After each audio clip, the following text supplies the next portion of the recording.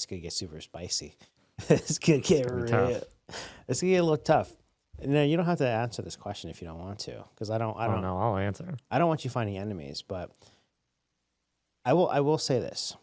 I had a conversation with a gentleman who is a CISO for an organization. He hasn't been interviewed, doesn't exist on any podcast that I've done. And I was talking with him, and he was telling me the amount of talent in the security space is lacking. Absolutely. And a lot of it's from a top down as well. He said there's a lot of people at the very top that, just don't have the skill set that they should from a leadership, from a business, political communication perspective, and from a technical perspective. So there's like different facets that they don't have from a leadership. And I'm wondering if you were to give a split like 50-50, 70-30 of people that are in cyber paid for that have room for improvement, what would you say that number is? Well, just that have room for improvement is probably 100%, but like people who are maybe not adequate or up to the task is pretty, the percentage is pretty, it's probably 70% or higher. I have a very skewed view because I have been in very technical companies for the most part in the past few years. So most of the people are incredibly talented. But when I've worked for just like run-of-the-mill, what I'll call legacy large enterprise type businesses that are just like, they're either retail or, something else. I mean, what you'll find is like the biggest complaint if you talk to people at like software engineers or tech teams at a lot of these companies that aren't in cyber is that they hate the security team. You talk to people at like, big empire, big tech company. Yeah. They go, I hate dealing with security team because I got to go do all this paperwork. They don't know what they're talking about. They're telling me I can't do this, but they don't even know what this is. Like, why is this, pencil pusher, paper pusher person telling me that I can't do, I can't set up this service in Kubernetes. I have to use whatever, pattern they want me to use when they don't even know what either of those things do or how they work. I mean, we have a big problem where we have completely non-technical people or people who've never done the jobs that they're interacting with, making decisions that impact people who are doing the job. They're doing the work. And then those people, they hate that person, but that person to them represents security. They represent the whole company's security team. It doesn't matter if they're just like a GRC compliance person. It doesn't matter if they're like a SecOps dude or if they're an engineer. They hate the whole of security. Yeah. And that is a huge problem because if you lose that trust or you lose that respect, you forfeit your ability to do a lot with those teams. And you don't get security in a bubble. If you don't have, like, the trust and respect is the currency we use to get shit done. Well, so yeah, a lot of people really lacking. And the biggest thing is, like, a lot of people think, sorry, new people. I'm looking at the camera now. Yeah, talk to them. Sorry, new people. Like, security is not an entry-level field. There's a couple of jobs, and yeah, there's some people who have absolutely gotten into it as their first job and are amazing. But that is far fewer than it is, the rule. Yeah. I mean, I can't expect an engineer to like hire an engineer and be like, hey, so I need you to oversee or consult on this project. We're building this complex, web application in AWS. We're going to mix Lambdas and there's going to be some Kubernetes components. There'll be some S3 buckets, make sure the architecture is good, make sure everything they're building's going to be secure and ready to go. If you've never done AWS, if you've never written any code, you never built an application, you don't know how all the pieces come together. Those things that you learn in the formative jobs, like either as a junior engineer, like a junior software engineer, or in helpdesk, and then as your first sysadmin job or your first network admin engineer job, you learn a lot in those jobs that teach you not just like how technology works, but also how business works and how these teams function together and work as like a unit for the business. Well, I think what you're talking about is fairly consistent with what everyone that's been here has said, or at least to some extent, not to include everyone, but it's more so that you can't secure what you don't understand. Right. And what I mean by that is this goes back to like the networking team saying, hey, we're not allowed to do certain things because of security. But security people may not understand network at all. Right. Right. They may only understand certain things and tools that they use. And not to overgeneralize, but I think they might be in their own bubble. For sure. And they're looking at it from within the bubble versus stepping out and looking at it from the lens of overall, like the way things come together. And if you don't understand network, how do you understand securing the network, right? Right. If you don't understand infrastructure, like you had mentioned, like S3, if you don't even know what an S3 is, how are you going to protect it? Or how are you going to make sure that the configurations and everything else that go together and that tie everything else together with that, like the S3 bucket, how are you going to make sure that it's good if you don't even know like what an S3 is, as an example?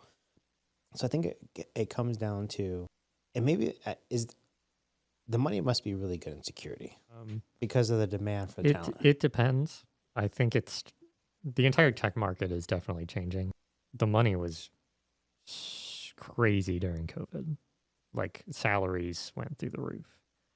Back in the day, maybe 2019, 2018, if you said you were making, $120,000 a year as a security engineer, you'd be like, that's a really good salary. Yeah. Fast forward 3 years, I'm saying like you're probably a junior engineer. Yeah. You're like shaking your cup basically. Like, it's you're probably earlier on in your career. That's still great money as like an American person or like anywhere. That's amazing money. But like, well, not necessarily anywhere. Like it's not a lot in San Francisco, but it's good money. It's way more than the average person makes. Yeah, making $10K a month gross is pretty good. What is that? 120, so what, $60 an hour ish? Yeah, something like that. I don't know. It's math is there. I think it's about $60 an hour if it was an hourly job. Yeah, it's really good. And considering that the average income I think for a household is less than $60K. Yeah. You're making almost double. It's a one person. One person. If all of a sudden, if you have a partner and you're potentially dual income, no kids, then like you're really putting them back and saving. Mm-hmm. But I think this is changing a lot now, especially for the more junior roles. Tech as an entire sector, you've seen the layoffs. People are talking about them all the time. There's another round of layoffs somewhere. And cybersecurity has been generally pretty well insulated over the past 5 years from layoffs. Like a lot of the big layoffs, they didn't hit cybersecurity teams super heavily. Mm-hmm. They didn't hit a lot, especially the roles that are more in demand too heavily. But we're not as well insulated anymore, and there's definitely not. Companies are no longer going to give you $200K because you happen to do something cyber related. Now you might need to earn your paycheck. Like there's a lot more scrutiny over your skills and stuff, and a lot of the like entry level jobs, like those salaries have been kind of not as high as they might have previously been. You're probably as a a SOC analyst, you might now be starting at 60, 70K if you're really new. Mm-hmm. Maybe make 80K if you're like really senior. Could be lucky to make that 110, 120 if you're lucky, depending on where you are. Okay. Well, I think so. Here's an interesting thing. If you look at money in terms of like outcome versus time, there's like a big discrepancy. And what I've found is that a a lot of people look at money as a trade-off to their time, right? So when you tell someone, hey, you can make $100,000 a year, they're thinking in terms of like a 40-hour work week, right? Right. And it's like, wow, okay, so I can make, let's say $50 an hour, 40 hours a week, make $100,000 a year. That's really good.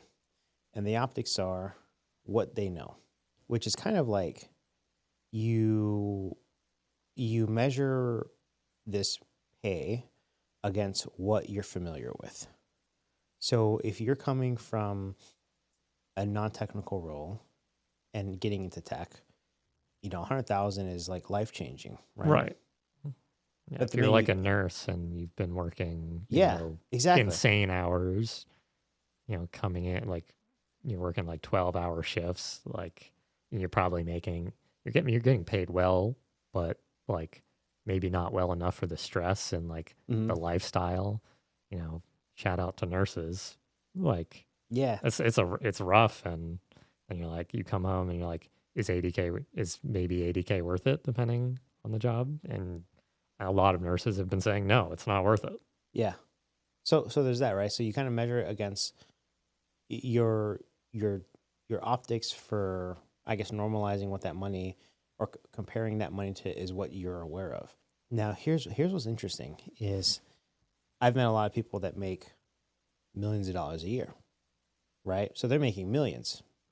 And it's like all of a sudden the 120K really shrinks up really fast because you realize that there's so much more potential out there in other things. Right. And I think the problem, or part of the problem is, and this is, I don't want to say it's a hot take, but I would say it's just definitely something that I've noticed is that when you take someone that is maybe whose family or friends or people that they know that aren't making 100,000, and you say, hey, you can make 120,000 in security, it's like, oh my gosh, I want that, right? Yeah. Because they haven't come across people to show them there's more potential out there, right? So to them, this is the pinnacle, right? But once they get there, and then that creates this desire to get to a point where they kind of over earn or earn more than like the relative population of their circle, right? And then you get a lot of people that may not have the skills, like you said, like 70% plus, that are going for jobs that they're not necessarily prepared for because they're looking at it from like the financial incentive versus the passion for the work. And I think that's kind of where like these two worlds collide is how would I say this? If you couldn't make the money you make, would you still be in security? I mean, it depends if I made enough money. Well, there's enough. So we'll say it's enough to pay your bills and live a comfortable life. Yeah, I'd probably still but I'm in security because I'm passionate about security. I was a kid hacker when I was I almost got arrested in middle school because I was hacking the computers at school and doing nefarious computer things. Did you ever change your test grades? No, that's one of those things there's a line. Yeah. That would be, and I think at the time, my school didn't even store grades in a system that you could have just changed. So if I wanted to, I would have just logged into, I would have just walked up to my teacher's computer while they were doing something and just it's just in an Excel spreadsheet. Mm-hmm. So you're not hacking anything. You're just delete. I mean, that is what a lot of hacking ends up being if you hear a lot of stories, but So what's the worst thing you did in your hacking days before you came to the good side? I didn't do really anything super bad. I mean, mostly it was pranking people. We used to write scripts on each other's computers and then change out the window, the Internet Explorer shortcut to run the script. Mm-hmm. And the script would open Internet Explorer infinitely, 10 at a time, and just keep opening Internet Explorer, and it would shut down the computer, and their computer would just die. And then, we'd make it run on startup. So every time they start their computer, it's running this script. So how do you This is actually easy to fix. You just start your computer in safe mode, but okay. that was usually like the brunt of it. But like I did a lot of video game hacking when I was young, like middle school, early high school, like hacking MMOs, hacking other things, like, you know, just at the time it was more of like a curiosity of like I kind of was starting to understand how these things worked, like how video games and software worked. And it was like, oh, like maybe I can just change this value. Oh, now I can fly. Or now I can crash the server. Oh, actually, the server only saves the database of every character when you log out or every 5 minutes. So if I do this thing, I can crash the server because I can, I can change a value that says a shield goes in the shield slot while I'm putting it in the shoes. Server doesn't know what to do with that, crashes. Boom. And Yeah. then all of a sudden, if I trade something, that person logs off. I don't log off, crash the server. Well, my character is going to roll back to the last save of the database. His character saved because his character he logged out intentionally. Mm-hmm. So all of a sudden I got a second of this like maybe super legendary shield. Could you help me with Fortnite? I can't help you with, I'm an adult now. I don't do that anymore. Okay. Fortnite, I mean, hacking Fortnite is you're mostly like you're aimbotting or something. Like that type of stuff is not actually super technical. Oh. I mean, it's like annoying to set up, but the most technical part is evading detection. And there's a lot of nuance to that, but like I don't find that particularly interesting. Oh, okay. I do because I keep losing. So I think it loses the fun if you're winning because some script rather than you're actually winning. I just want to beat my kids. They've been playing a lot and they got really good. When they first started playing like 3 or 4 months ago, it was like, I rolled through the controller, smack them around, and then they'd be mad. Now I can't even win. Well, we have this studio. We could just set up Fortnite and just really practice and then you'll come home to your kids and all of a sudden you'll be really, really good one day. Nah, I'd rather just not even practice. I just let them keep beating me because I take up too much time just to say that I beat a kid. So it's true. There's not really much there. But your answer basically to that question to go back to it kind of aligns with what I was saying is that if you could make enough money to live reasonably, you would still do it. Yeah. And there's a passion there. I love the work. Yeah. And I think there's a lot of people, we'll say like you, that have that answer where security is more so a curiosity and an avenue to kind of push the boundaries of what you know or what you think you know or what you might be able to learn for a lot of people. And you'll tend to find that those people are the ones that are really good at it.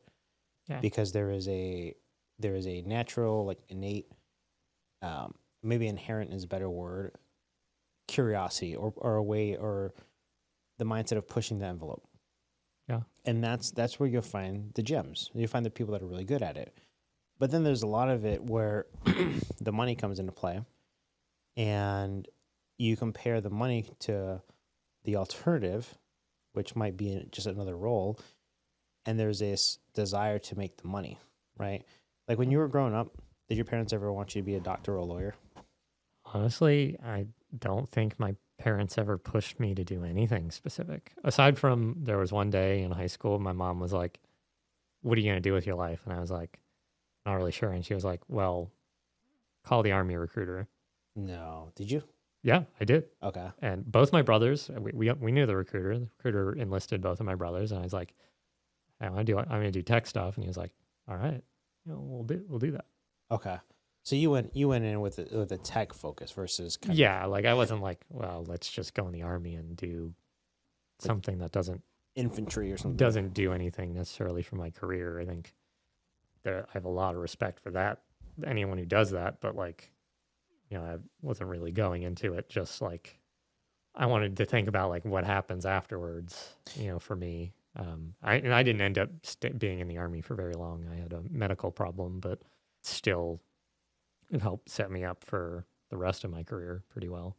Yeah, because a lot of times they'll they'll give you, I mean, you'll get the different like incentives afterwards, like with buying a house or like, For me, I think it was mostly just like it instilled like a sense of values and discipline that like, I've been out of I got discharged in 2011. So it's 2024, almost 2025. I can still tell you, the Army values, the Soldier's Creed. I can still spout all those things off. Like they still go on in the back of my head. yeah, So I that those values and that discipline helped immensely for like how I approached my first civilian job afterwards. Or, every civilian job after that, it was like easy to stand out because a lot of the people were like, I don't care about this job. So it's like you're competing with a bunch of people who don't really care about the job. They're not that into it.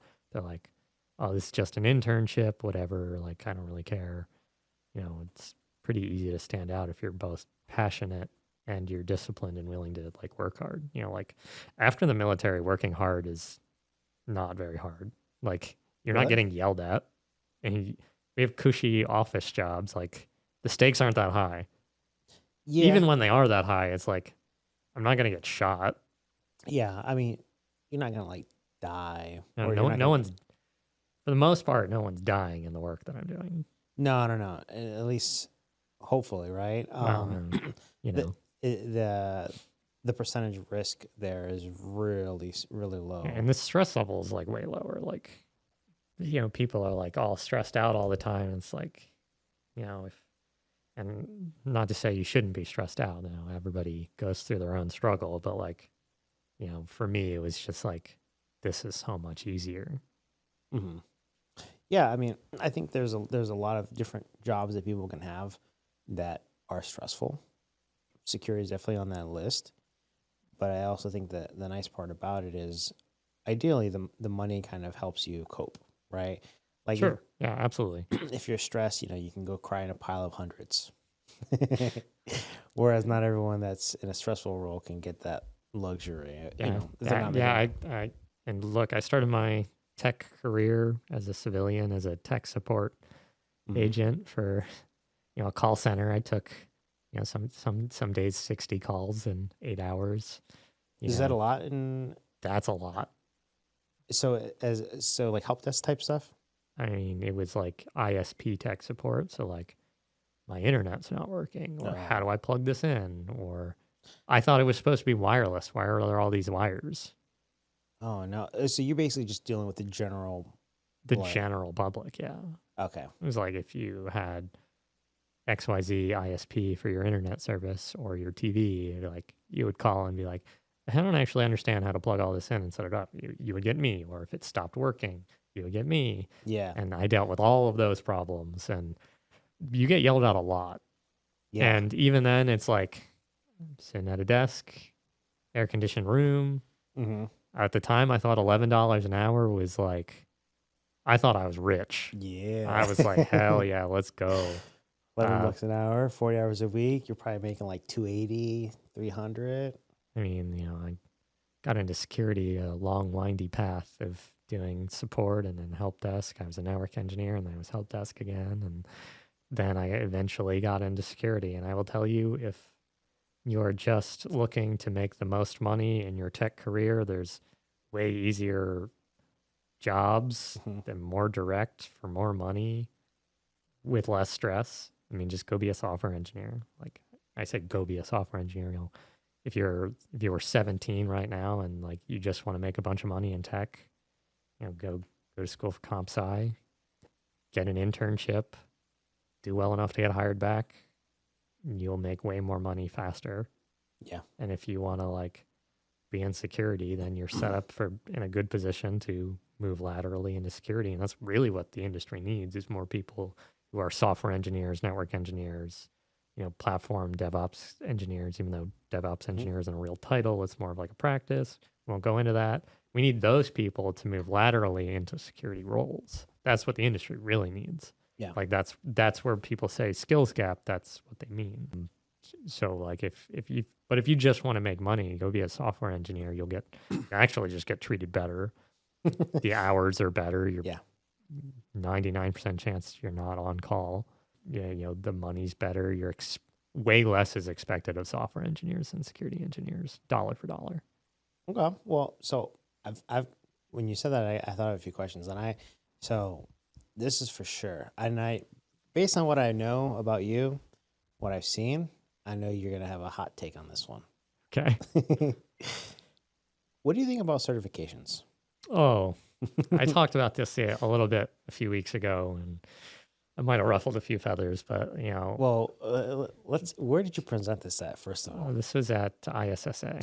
You Which definitely ruffle feathers. yeah, and like I was, certifications have their place, but don't think for a second that passing a multiple choice test proves to me that you're a qualified engineer to do anything.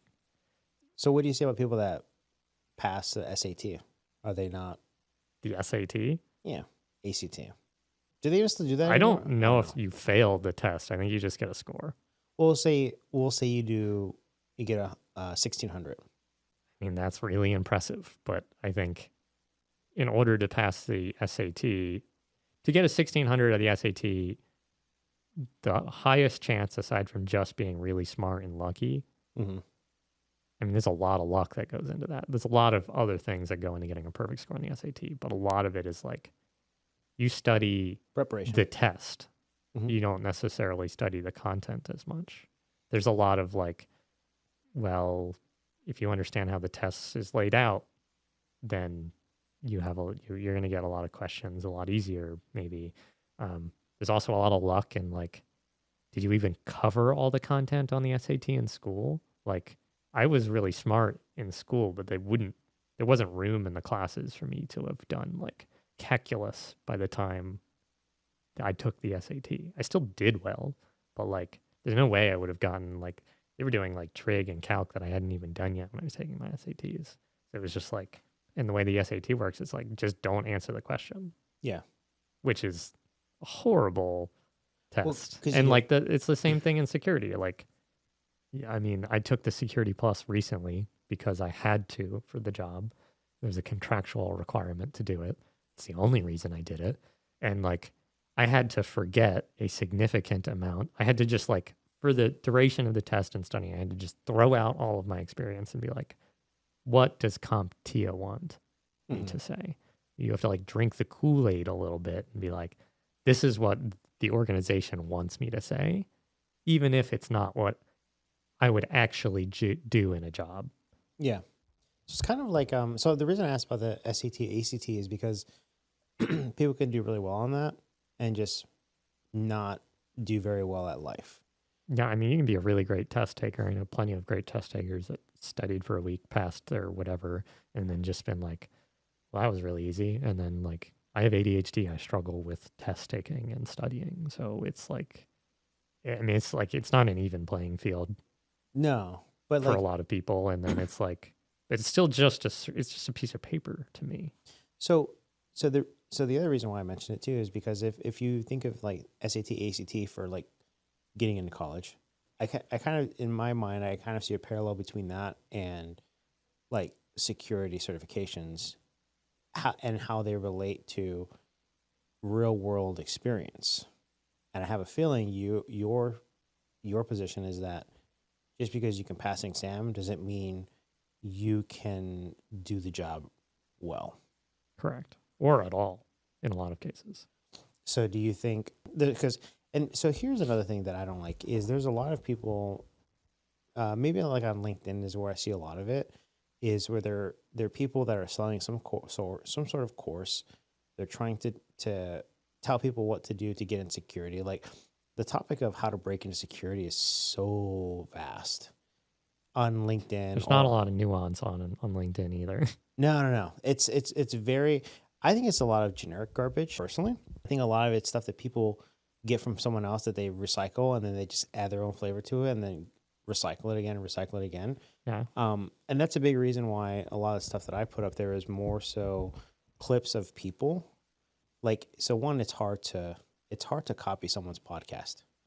It's really hard to you can't take you could take my clip or video and repost it, but it's not the same as written word where you could just take it, copy it, change a few words and say that it's yours, right? And It's all the generative AI nonsense. People are just like, you're just regurgitating, like, yeah, write a LinkedIn post. yeah, Or, I mean, I talked about this a little bit in my talk a few weeks ago at ISSA.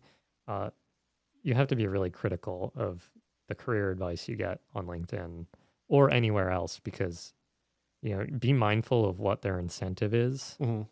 Are they selling you something? Because if it's a post by ISC Squared or CompTIA or another certification vendor, they're just trying to sell you the certification. That's all. Their entire purpose is to sell you their certification. They're a business. They're not a charity or a government entity. They exist just for that purpose. A lot of CISOs on LinkedIn, like their following is part of their career, like part of their career growth. A lot of more senior roles, you need somewhat of a following on social media or in the industry. So they're just like, whatever gets me engagement is good for my career. Yeah. Even if it's garbage. And a lot of people don't call them out on it because they don't know any better or stuff like that. It's just lots of garbage on LinkedIn. Like, I mean, a lot of people have incentive to lie. This, and there's a lot of actors in that group who are incentivized to tell half-truths and lies and here's how I got into security in 2 years and now I make $80 billion. Let me show you. You can too, buy my course, code 420 for a discount. Only at 420 on 420. Right, like if you want the discount. Like all of these people they're maybe not lying, but they're telling not the whole story and they're just trying to sell you something. I mean, it might not cost you anything, but it's perpetuating stereotypes that are harmful to the industry. Yeah, I think there's a lot of grifters online, personally. And that's why a lot of stuff that I post isn't like buy a course, buy this, buy that. It's just because there's so much of that already. It's really easy to stand out when you're not trying to like sell a course, or you're not like leave a comment and I'll send you my workbook. Like, what the hell are you talking about, man? Like, I saw that exact post yesterday. It's everywhere, and it's what I find super frustrating is there's people making a living off of other people's hopes and dreams, and it's absolutely. That's the whole security boot camp industry is, and I don't want to paint with a broad brush, but a lot of them are like, give us $20,000 and a few months of your life, you'll get a security plus, and people make $120K out of this industry, and even universities and colleges are guilty of like selling this like obscene dream of you'll do this program and then you'll make 6 figures straight out of it. But like what they're not telling you is, especially the universities, like do our master's program, people finish our master's and they make 180K. Well, guess what? Most of those people have 10 years experience and the master's what got them. They were already maybe making that much. A lot of people that I've talked to in here, or just in general, have done really well based on their network and not necessarily through their, obviously through their experience and what they've been able to accomplish in their career, but a lot of it's who they know, right? And there's no piece of paper that will make someone that will essentially tie the result you want to the outcome. Or no, sorry. There's no piece of paper that you can have that'll guarantee the outcome you want. Correct. But what there is there is a way to meet people, build relationships, and have that come into play. They may not get you the job, but they'll get you further along than a piece of paper would. Yeah, absolutely. And that's part of why I love the Arizona cyber community, because it's pretty tight knit. A lot of people like know each other. They're really happy to help each other. Yeah. Go up to any one of the major players and they'll be happy to have a conversation with you at any of the local meetups or any of the conferences. They'll have a conversation. They'll shout you out on LinkedIn to try to help promote you. They'll give you advice. Like, everyone's super humble and like happy to help, which I think is really awesome. Yeah, but you know what I don't find is I don't find a lot of consistency in the people that show up. Because I've been to a few of them. Some of the, well, I haven't been to the ISSA stuff. I have to get with Deb on that. And maybe, Well, CSA and ISSA, often their events are together. Not always. ISSA and CSA also do like their own separate stuff. Mhm. But a lot of the big quarterly things, like probably where you met Mike, was the joint CSA ISSA meetings. The building 55 or 51 or whatever it's called. Where in North Scottsdale, I think, up by the ice rink. Yeah, exactly. The ice rink. But there's always a handful of people that you will consistently see there. You being one of them. I've always seen Lester there. I've always seen you there. I always see Mike.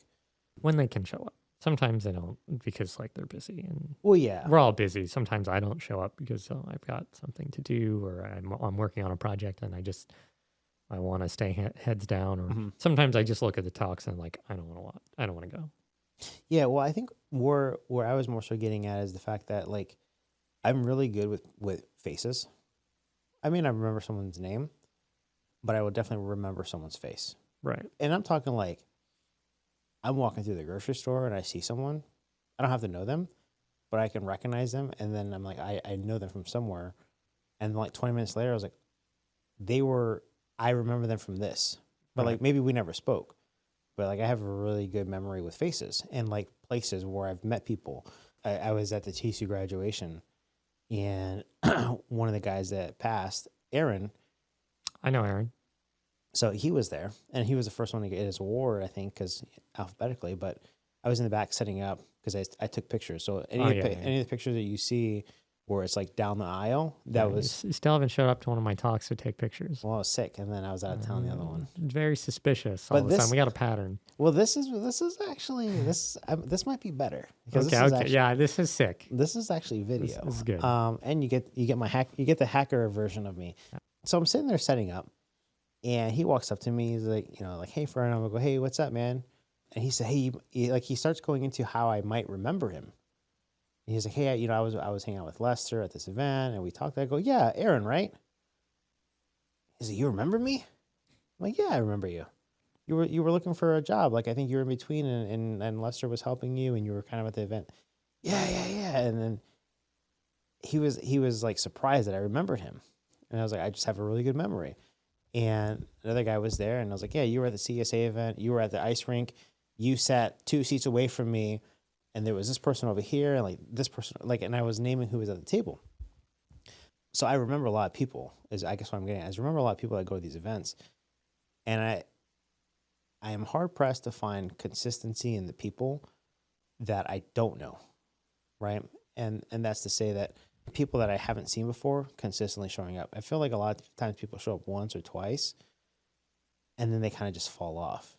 Yeah, a lot of people, and it's the same for the smaller meetups. Like I help run EVSec, which is actually right down the street usually at Beer Research Institute at Stapling in the 60.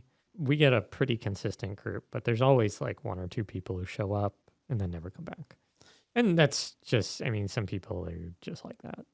Yeah. So that's, and that happens, right? But I think in my mind, what I think about when I think about people that want to get into cyber is they want to get in, and then once they get in, they're in, right?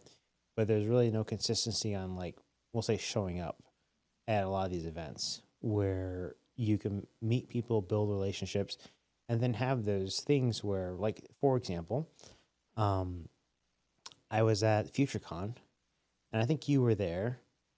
Maybe it wasn't FutureCon. It was Tech Summit. Yeah, Arizona Technology Summit, I think. So you're at the Tech Summit. Yeah. And then Lester snapped a picture of you. Oh, yeah. And then you put it online, right? And yeah, I met Lester a few years ago.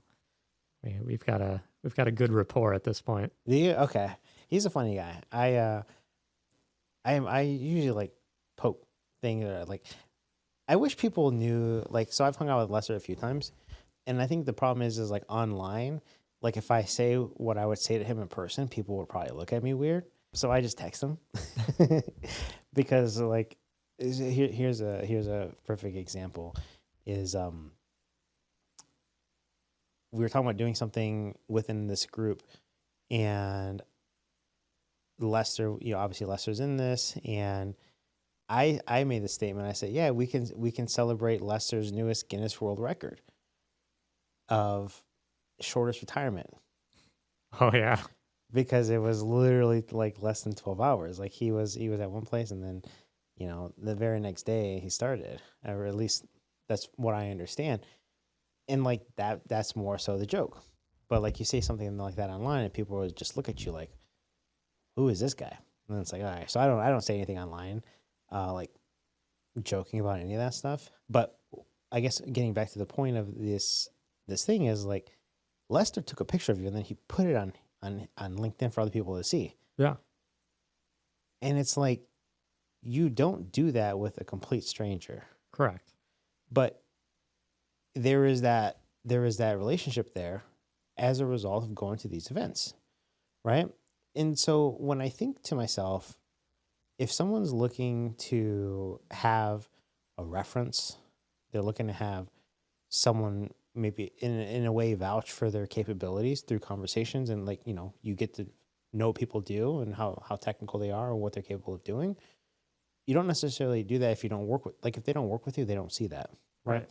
But what they do see is conversations, you showing up, helping at events, doing presentations, and that goes much further than a piece of paper ever will. Oh yeah, for sure. My opinion. So I guess where I was thinking about taking this was that when it comes back to the certifications, I think certifications are great. And I think they help demonstrate that you understand enough about something to put that on paper. But if you're looking for career development, if you're looking for career advice, a piece of paper isn't going to get you the job. People will, because people hire paper done. Paper will never hire you. Yeah, I think the paper gets you the interview sometimes, but like it doesn't get you the job. You have to, the referral helps a lot. Yeah, but like if you were to weigh referral versus certification, and it's not necessarily the shit on a certification or on a referral. I mean, there are some certifications I have a lot of respect for, but like they're not multiple choice. I'll tell you that much. Well, let me ask you But this. like, I still like a referral holds a lot of weight, especially if somebody's worked with you and they can be like, yeah, this person's really good. Then they get into the interview process, and then if they interview really well, and I obviously think they're really smart, they have a referral who's willing to vouch for them and that I respect, and great. Yeah. So that holds a lot more weight than 99.999% of certifications. Yeah. And that's exactly what I was thinking, is like, if Lester were to refer you or recommend you for your next role, that would mean a lot. Depending on if they knew who Lester was, yeah. People know who Lester is. I mean, people know. Lester's great. He's very talented. He's a great dude. Love him.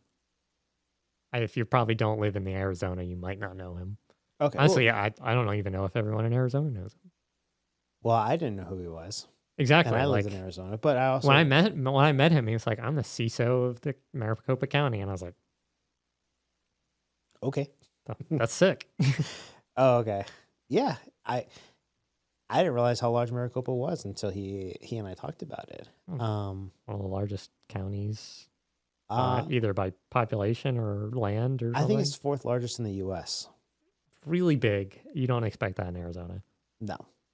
No, but it also encompasses like Phoenix and everything, which I think, like New York, California, maybe somewhere in Texas, probably top 3, right? Right. So Maricopa definitely kind of lands pretty hard in terms of like size. But yeah, you might not know who he is if you're out of the state. But if you're in state and you're in security, you know who these people are. Like there is a short list of people that you can look at and say, yep. And my thought is, if any one of those people that are highly respected locally, you're not going to meet them anywhere but some of these events in a lot of cases.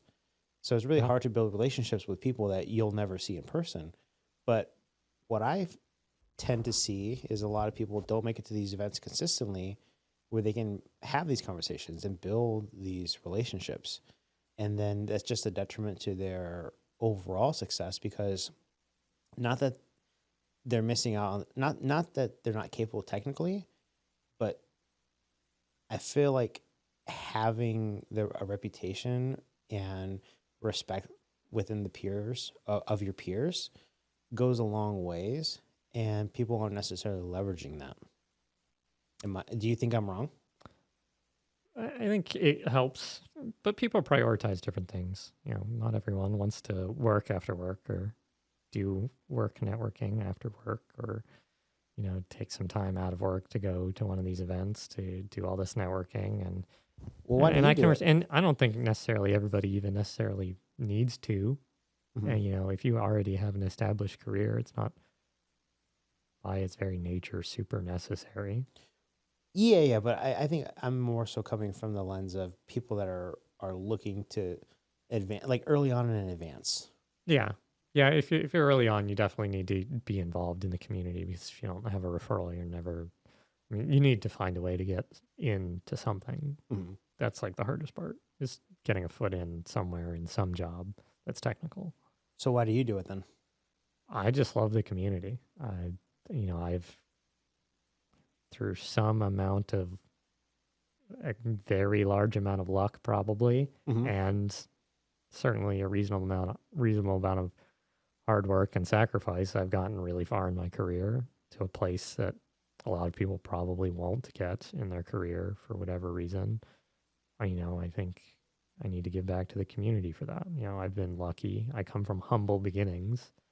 You know, I didn't grow up in a rich family or anything. I grew up in, you know, like Amish country in Pennsylvania. Really? Yeah, and you know, I wasn't Amish, but like, you know, That was my next question. my high school had, you know, bring your tractor to school day, and it was surrounded on all sides by farms. Okay. So like, you know, if you've seen the show Letterkenny, that's Yeah. like, it's basically like a really small town with like 5,000 people. You know, that's where I come from. So, you know, I think, you know, I intentionally tell people who are like, is there a way we can compensate you for this? I'm like, no, just like give me the chance to give back to the community, Mhm. and like let me get up there and speak.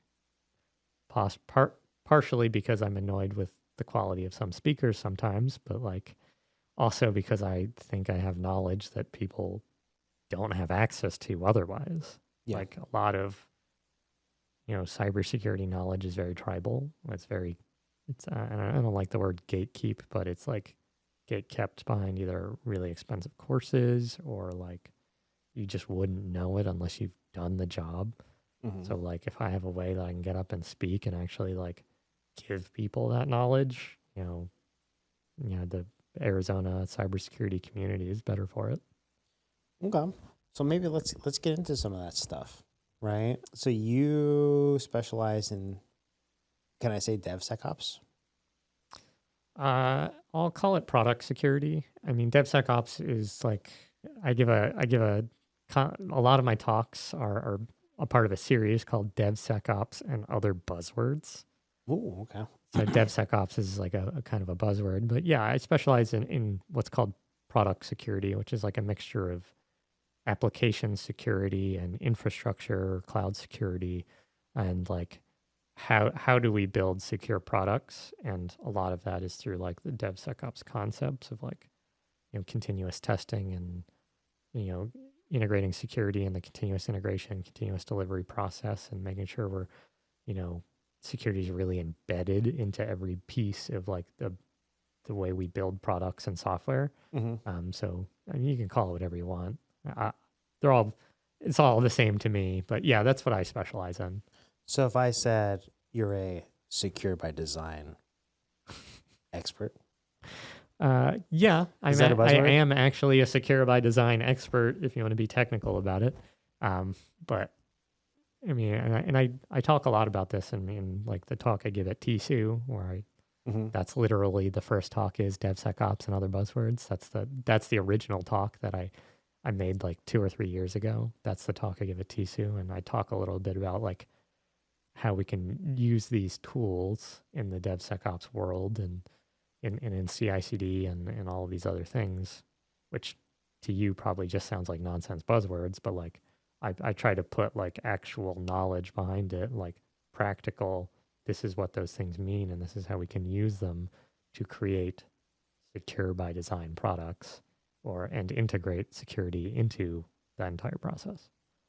So I'm going to take a stab at this Sure. Let's go. on what I think secure by design means. Sure. Yeah. And I want you to grade me. I'm not going to have a textbook definition to grade you on, but I'll give you my subjective view. Okay. I need you to be hard on me too. Okay, the hoodie's got to come up. The hoodie's got to come up. You got to be the hard hacker man for this. So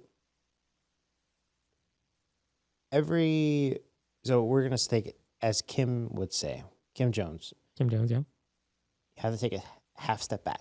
Sure. Right. So I'm gonna take a half step back and say, I think the problem with a lot of things that are made is something we talked about earlier is the incentive of an organization. Sure. So the incentive of every organization is to make money in some form or another. If they're a business to make money.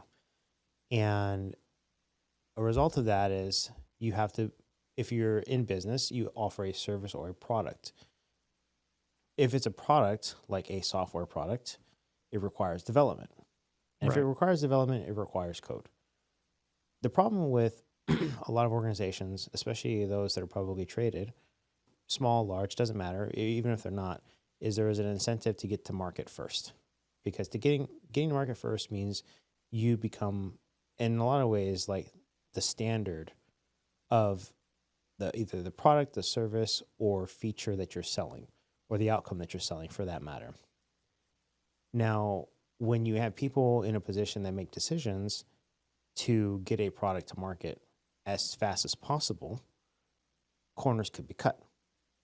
And a lot of times, especially if you're making a software product or something with code involved, you might rush through certain phases of development to help meet a deadline to get a product out within a certain period of time.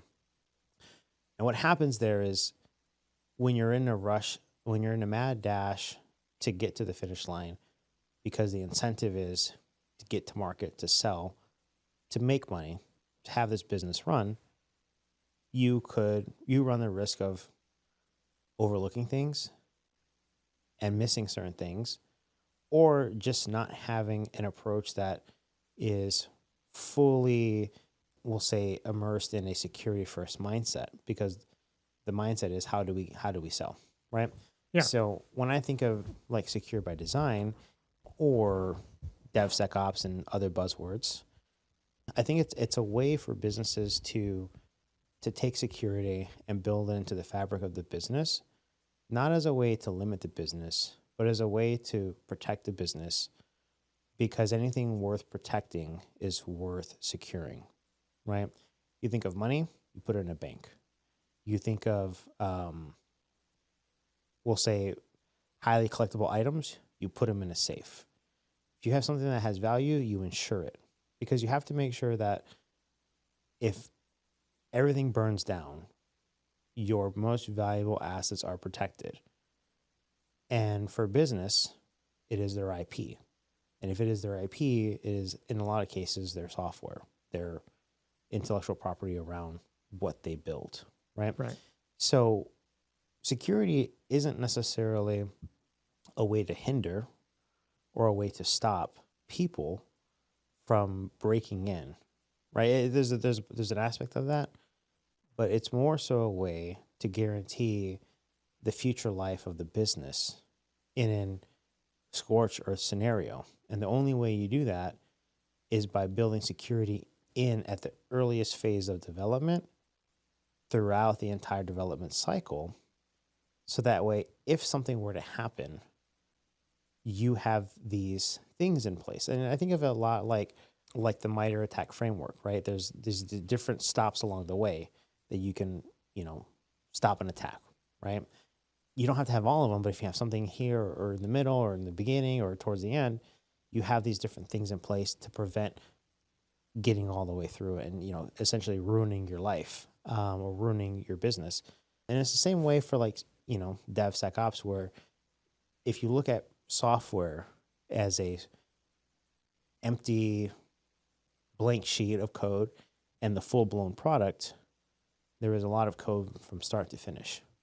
And if you aren't building that code in a way to make sure that it's safe for the user, you run the risk that something happens down the line, a potential client has an issue with your product because of a bug that you didn't find or a vulnerability that you didn't protect against, and now it causes them pain, and that pain can come back on you.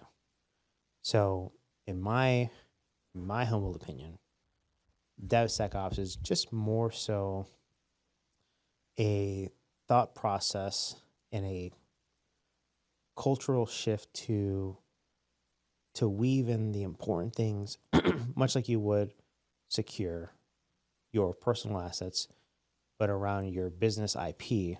And in a lot of ways, it's going to be software because of the product and the service that you offer, to protect it in a way that ensures that your business is safe and will continue to thrive and sell and bring meaningful products to the market in a secure way. How'd I do? There's a lot to unpack there, but I would say reasonably well. I'll give you a reasonably well out of 10. We could talk a little bit, just try to go as in chronological order as I can. No, you can jump around. It doesn't matter. Yeah, well, we'll start like, let's talk about the risk incentive for like businesses. I've spent the last, most of my security career has been spent as the one security guy at like a startup. So I am like the one-man security department. Or one person or whatever. And the incentive for startups, like that risk equation is very financial. It's very much like we get this to market or everyone loses their job. That's it. There's to a founder, there's not a lot of thought beyond that, because that's kind of like their modus operandi is we're actively burning through what money we have. We need to get a product out there to sell, or we either can't raise another round or everyone loses their job because we run out of money. So, that risk equation is very much like dollars and cents. Like, we need to get this out. We don't have time to necessarily do everything. So when you think secure by design, especially in like that type of environment where like you're one guy. So like if I'm involved very early in that process, I can heavily reduce risk financially and ethically of our product that we're building by designing security into the very fabric of how the infrastructure and the software and the product is architected, built, designed, literally coded, delivered, everything. I can build security into all of that. That way, such that, if something does go wrong, knock on wood, but like something always eventually goes wrong, I can limit naturally the blast radius by design. I can build that defense in depth to add a little buzzword, pizzazz to it. Yes. If somebody pops an API, well, I've got microservices. All of these services are very loosely coupled. They don't have access to each other. There's authentication and authorization is everywhere. This API doesn't connect to anything else that it doesn't absolutely have to, and it has to be authenticated and authorized every time. So I'm automatically limiting that blast radius into the product. And then I can build, automated response into that as well, where like if something goes wrong, I can get to it faster, because I'm heavily involved in the process of building the product. I understand the product really well. So when something does go wrong, I can way more effectively respond to it too. Like if I'm involved, like a lot of security engineers or people doing incident response, they're not super heavily involved or not involved at all in how applications or products are built.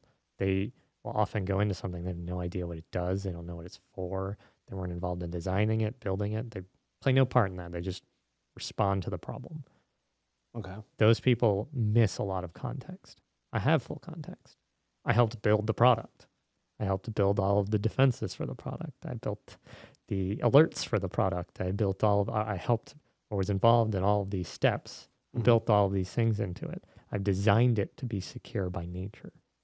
If something does go wrong, which is always possible, 0 days are found all the time, the blast radius is super limited, or the data is encrypted and inaccessible, or all of these different things that are, possible these days with, modern, cloud technologies or just modern methods that, otherwise you wouldn't have access to. And you that secure by design, that DevSecOps, you're ingraining security into everything. And you're limiting, it's way cheaper to resolve a vulnerability before you've deployed it to prod. So the earlier you can find problems, whether it be in the actual architecture or design, or while you're still writing the code, you've not introduced risk to the environment.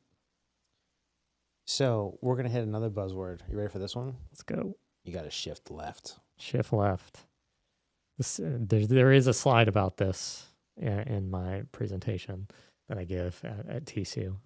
I think shift left is a dumb term, but the concept is really just empowering the people who are doing the bulk of the work, the frontline engineers, who are the software engineers that are writing most of the code, the platform or DevOps guys who are building infrastructure, just empowering them to build better, more secure software and more secure infrastructure, more secure products faster,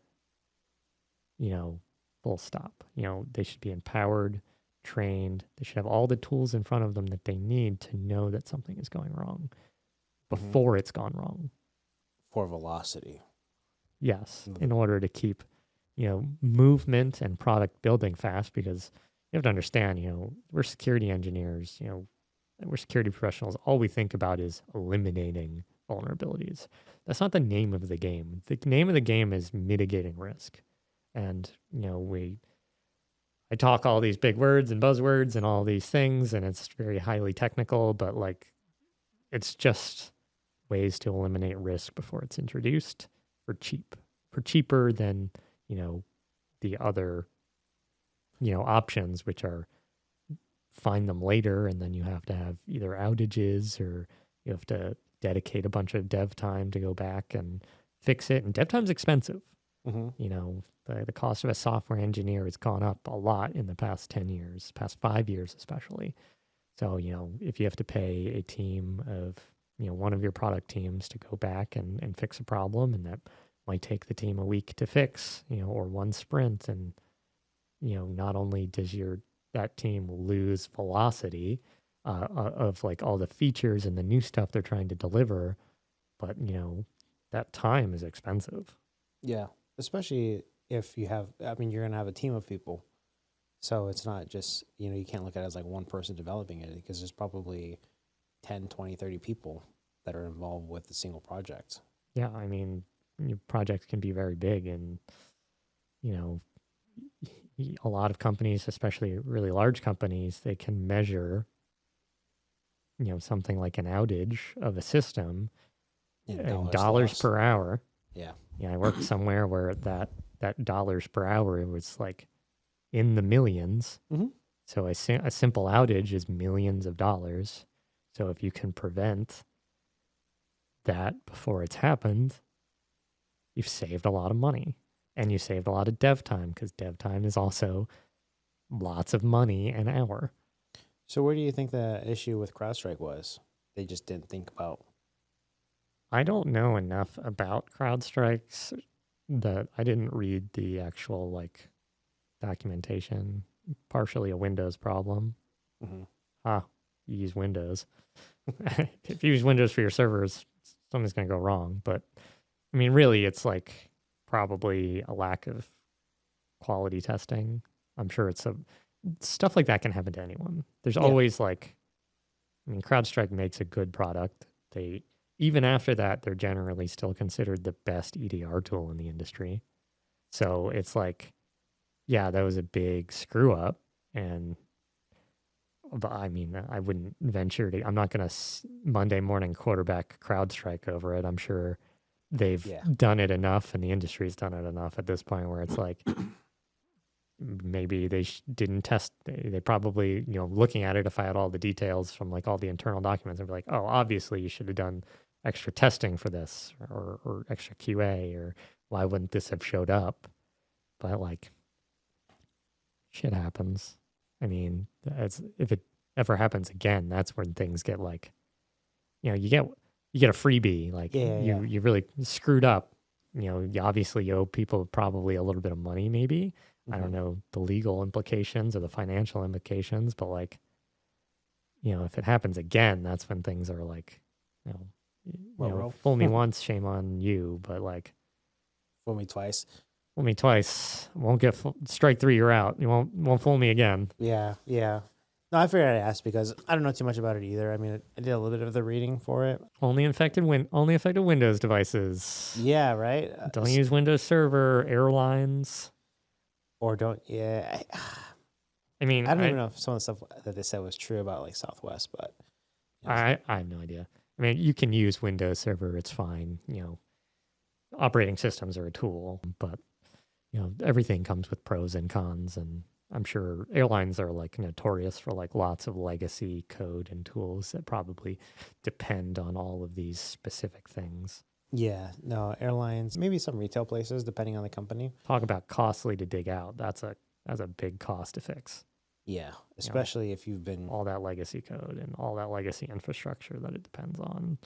And it's like you haven't taken the time to kind of upgrade, if you will. I mean, I think they've I'm sure they regularly I'm sure the people at Southwest and all the other airlines are like, yeah, we'd love to upgrade all of these systems, but like, one, the cost is gigantic, just absolutely massive. And like the amount of issues it could potentially cause, the amount of outages, they can measure that in dollars. Yeah. And that dollar price is probably not one their shareholders or their board or the CEO or CFO is willing to spend. Yeah. And, we're not the people who make the decision. We don't own risk. We're just advisors. Mm-hmm. We try to eliminate it or mitigate it where we can. We build ways to handle that. But at the end of the day, the business makes decisions. It's still a business. It needs to make, the organization still needs to run. Yeah, I almost wonder if the reason a lot of businesses don't make security improvement changes is because the people within security aren't very good at communicating the risk. Sometimes there's always that, like, is a better CISO somebody who's technical or somebody who's business? The answer is both. Okay. If you're not technical, how are you communicating this in the first place? If you're not business, you're also not communicating the technical things. Like, the CEO doesn't care of weird nitty-gritty things, but you still need to decompose and, like, be able to speak both ways. Yeah. You have to be able to speak to your team and be a representative of the team and speak up. And you can't do that if you can't effectively communicate that. You can't effectively, understand the risk if you don't understand the technical pieces and the business pieces. I mean, that's one of the reasons I've been so successful in my career. I understand those other pieces while also being a very, very technical person. And I can talk to people, I can decompose, and I can communicate those effectively. I know how to communicate to Fern and to the Mike Manrods and the Lesters, but also the CEOs, the CFOs, to the other technical teams, to PMs. I know how to work cross-organizationally. Mm-hmm. I know, like, when I make a decision, how does that impact the end user? Like, how does that, I have empathy for the developer whose life I might be making slightly miserable, where I'm saying, hey, you can't deploy right now. We need to fix this problem. I understand it's going to be hard, but we need to do that. I know that's hard for them. I have that empathy. I understand. And I know when I need to make the decision to say no and to hold my ground. And I also know when we can fix it tomorrow. Yeah. I can look at Just like I can look at a person and know, if they know what they're talking about relatively quickly. I can look at a vulnerability and I can know if I need to fix it now or not. Mm. A lot of people, like especially new security people, like they're very zealous. They're way overzealous. They see CVSS score says critical. We need to fix this now. Well, 90%, the number I'm pulling out of a hat at this point, 99% of critical vulns are not that big of a deal to most people. Most of them are, they require some amount of setup. They might require a specific configuration, or there's no known exploitation of it out there. There's not a known proof of concept of the exploit out there. So like we have to factor in all these risks. And I, as a person who's very technical, but also very business, who is very involved in how we build products, I know the mitigations the product already has in place to maybe look at a vulnerability and be like, oh, that's not going to be a big deal. Let them in. It's not going to be a big deal if I wait 24 hours, or it's not even a problem for us. We'll fix it so that, the vuln goes away, but it's, I'm not going to wake people up at 4 a.m. or 3 a.m. or whatever, page somebody to fix this problem. Because that costs a lot of money. It pisses a lot of people off. They're trading in relationships and like risk and all that stuff. You have to understand the totality of like what your decision means, both from a financial perspective for the company, from a security perspective, like how much risk is actually reduced, how much of your currency that you have, like your office politics currency, your trust and respect with all these people, how much of that goodwill are you spending on that problem? These are all the things you have to factor into how solve problems. And sometimes there's just legal problems. Like I have a compliance obligation. I have to solve this. Like PCI DSS has a lot of like nitty gritty, like you have to solve every 4.0 when you scan it within X amount of days. Anything above a 4.0 CVSS, it doesn't, you have to either resolve it or mitigate it, and you have to go through each one. Well, do I want to go through creating a mitigation for every medium vulnerability? No, maybe not. Or there's like contractual obligations.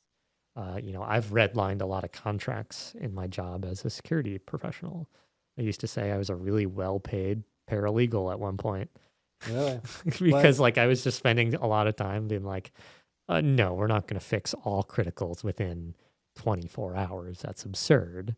Or like I'm not going to, every time I suspect any potential thing goes wrong, I'm not going to get on the phone and call every customer, because their contract requires it. I'm going to redline that. I'm like, no, I'm not going to do that. I'll call you if a confirmed problem exists.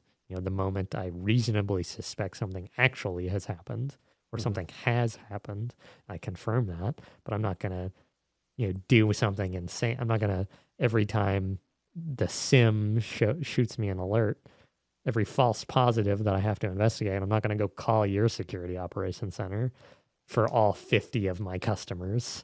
Yeah. Might have this. No. There's all those legal implications that, are also, contractual or whatever that you need to also look at. So, I'm somebody who's done all of those things. I've done all the compliance. I've run SOC 2. I've run PCI. I've been very technical. I've solved the problems and found ways to mitigate issues. So like if you understand like all of these things, then you can make better decisions and you can make developers happier. You can build products better and faster and get rid of a lot of these issues usually before they happen.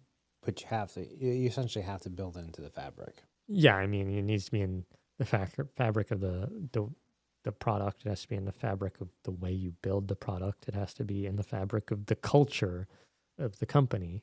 So, there's a lot that goes into doing all of that and doing it successfully, but that's essentially what DevSecOps is all about. So do you think, and this might just be a dumb question, but this is mostly because I don't know, do you think programmers should have a standard foundation of security best practices? or does that already exist today? I think everybody should have a standard foundation of security best practices, but you have to be reasonable. I can't expect everyone to be a security engineer, just like I don't expect every security engineer to be a full-fledged software engineer. We have different jobs, so we have different, a lot of the times we also have different incentives. Like software engineer, their incentive is to release features and close Jiras and release new things and commit code. So, I think it's reasonable to have a foundation of security knowledge. And that's why we do things like security training and code security training. But if you're building security into the culture, and you're actively working with your teams, you're building those relationships, and with your juniors as well, like the junior software engineers, you're building your relationships with them. They'll know what to take to you. They'll bring issues to you that they think might be there, and sometimes they are, and sometimes they're not. But that stops me from having to spend hours tracking things down. It helps bubble things up, and creates that culture that you need. Yeah. When you're kind of talking through that, the one thing I think about is my assumption fair to say that you're kind of on the front lines of, for you personally, like you're kind of on the front line or in the trenches when it comes to all of like this secure by design thought process and like implementation? Like, are you in the trenches? Yeah, a lot of the times I'm in the trenches, and I'm like I'm everywhere. I'm talking to the leadership who's way behind the front lines. I'm walking into the trenches. I'm getting my hands dirty. I'm in the foxhole ready to stand by the people I'm working with and get the job done however it's necessary. Like if I can, sometimes like I'll see a security problem in like something, I'll fix it myself. If I can, if I know how and I know it's not going to cause a problem, I'll fix it myself. If I can. Sometimes that's not, like, that doesn't scale super well all the time. But like, if I see a problem and I can fix it, I'll fix it. And I think that also helps build like that currency, that trust and respect, with those people you're working with. Okay. Well, so in that answer, you said something that I found interesting, which is kind of where I was leading or planning to go anyways. You said you're in the foxhole, but you're also with leadership that's behind. I think it was the word you said. Behind the lines, yeah. Yeah. They're not on the front line. They're thinking strategic. They're not thinking tactical. Yeah. So I'm tactical, but I'm also strategic. Okay. I'm speaking to these two. I'm the go between these two sides, and I'm interfacing with both of them. Mm-hmm. So, well, when you said behind, I thought not necessarily behind the line, like behind the front line, more so behind in, what is a good word to use here? In, I don't think understanding is the right word. Is this hacker out? Yeah, I don't need to be the bad guy anymore. Okay, I'll be the bad guy. I actually don't mind having, because these lights are pretty bright anyways. They are, yeah. So I'm curious, like, are there things when you're in the foxhole, right, that leadership, you wish that they understood about the role, that maybe not necessarily where you're at today or where you've been, but like from people that you interface with at these events and, the stories that are shared among the people that are in similar roles to you? Do you think there is a disconnect between the front line and the leadership? And if there is, like, what do you think the top 3 things are that, a frontline person, should either look out for to kind of bring to the attention of leadership because of the impact it could have, but also maybe the things that maybe it's not on leadership's priority list that they should be aware of that people in the foxhole get to see? Yeah, I think leadership is often very disconnected from what the frontline workers are experiencing. And that problem is complex. It's mostly cultural for the most part. Like a lot of engineers, that's another thing I spoke of a few weeks ago at my talk. A lot of people don't speak their opinion. like afraid of leadership, or they don't want to speak their opinion. So they say, hey, we're going to do this new thing. And they're all thinking to themselves, wow, this is stupid. Yeah, this is a shit show. But nobody says anything. No. And at that point, like you're both kind of to blame a little bit for this crappy situation, but like it's really important that, no matter who you are, if you're not sure why something is the way it is, ask, or just, have an opinion. Having an opinion is important.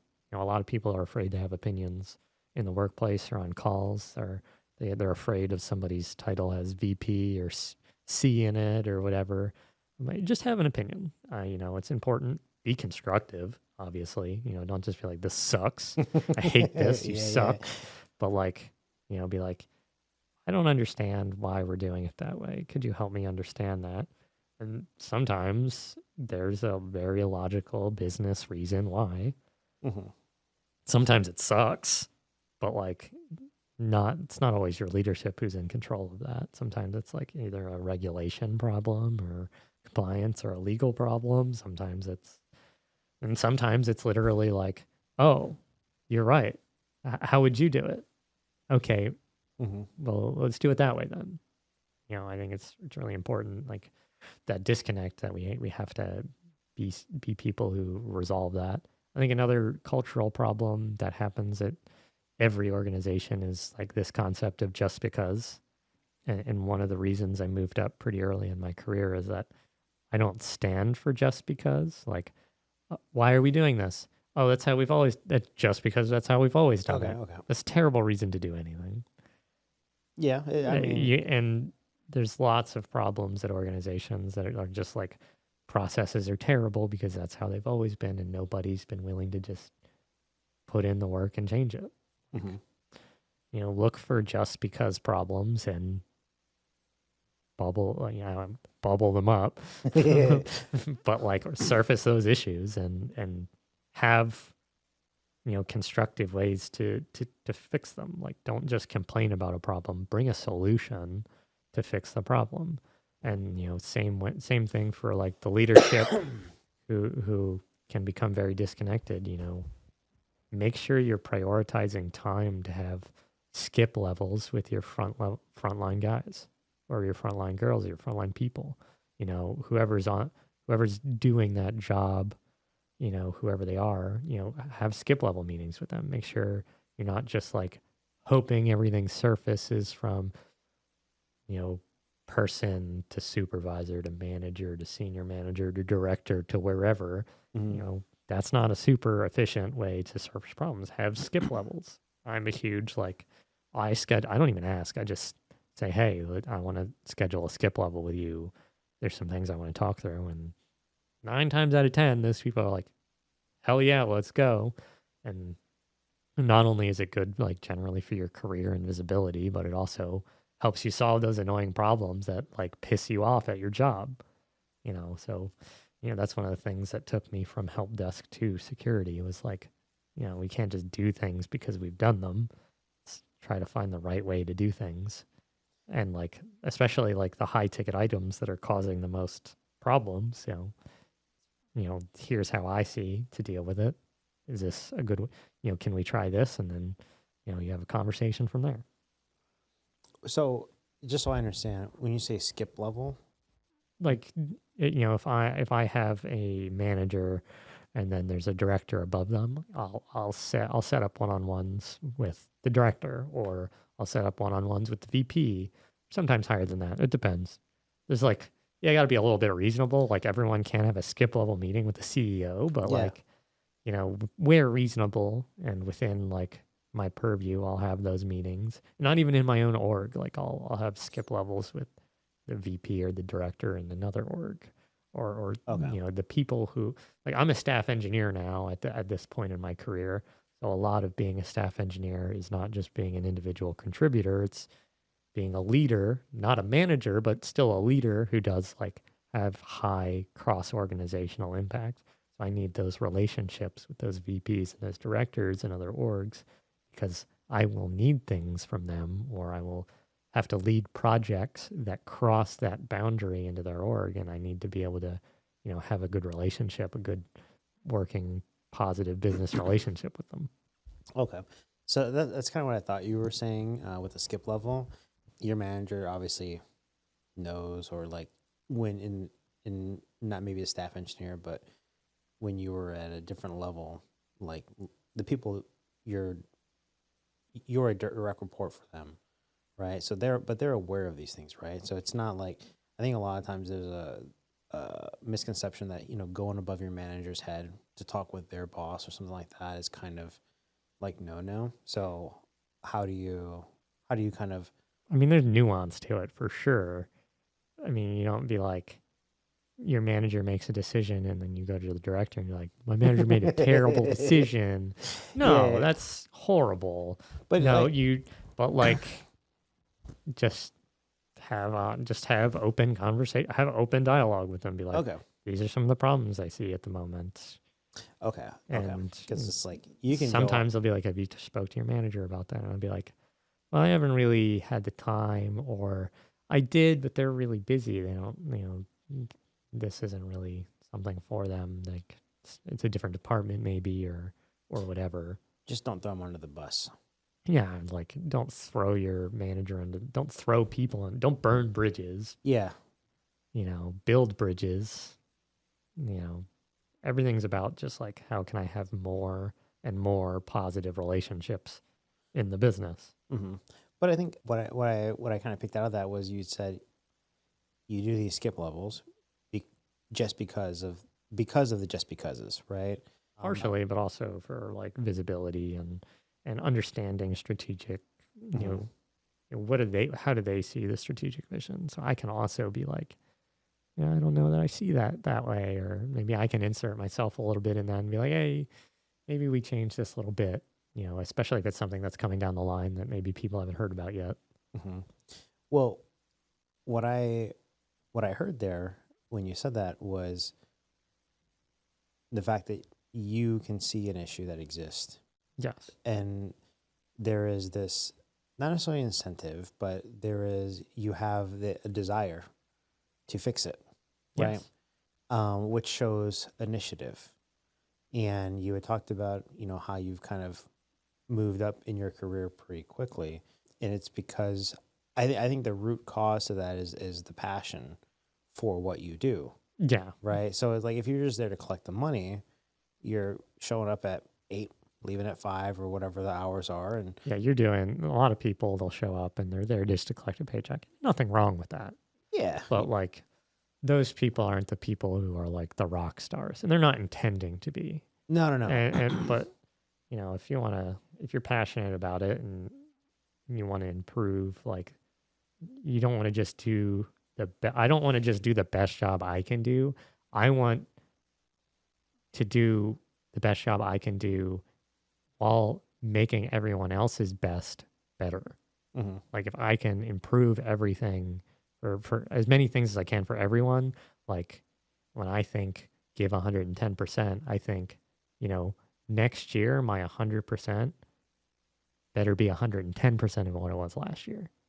Okay, so like gradual, like there's a word, iteration. Yeah, like constant improvement. Like, I want to improve not just myself, but everyone around me. I want to make their lives better. I want to make it easier. I'm like the guy, the security engineer who's there to be like the advocate for the engineers who are building things and doing work, where a lot of security engineers, like, it's an adversarial relationship. Like, I don't want that. I want to make everyone better. We're all colleagues and coworkers. We're all helping build a product and move the business forward and everything. Yeah, I think so.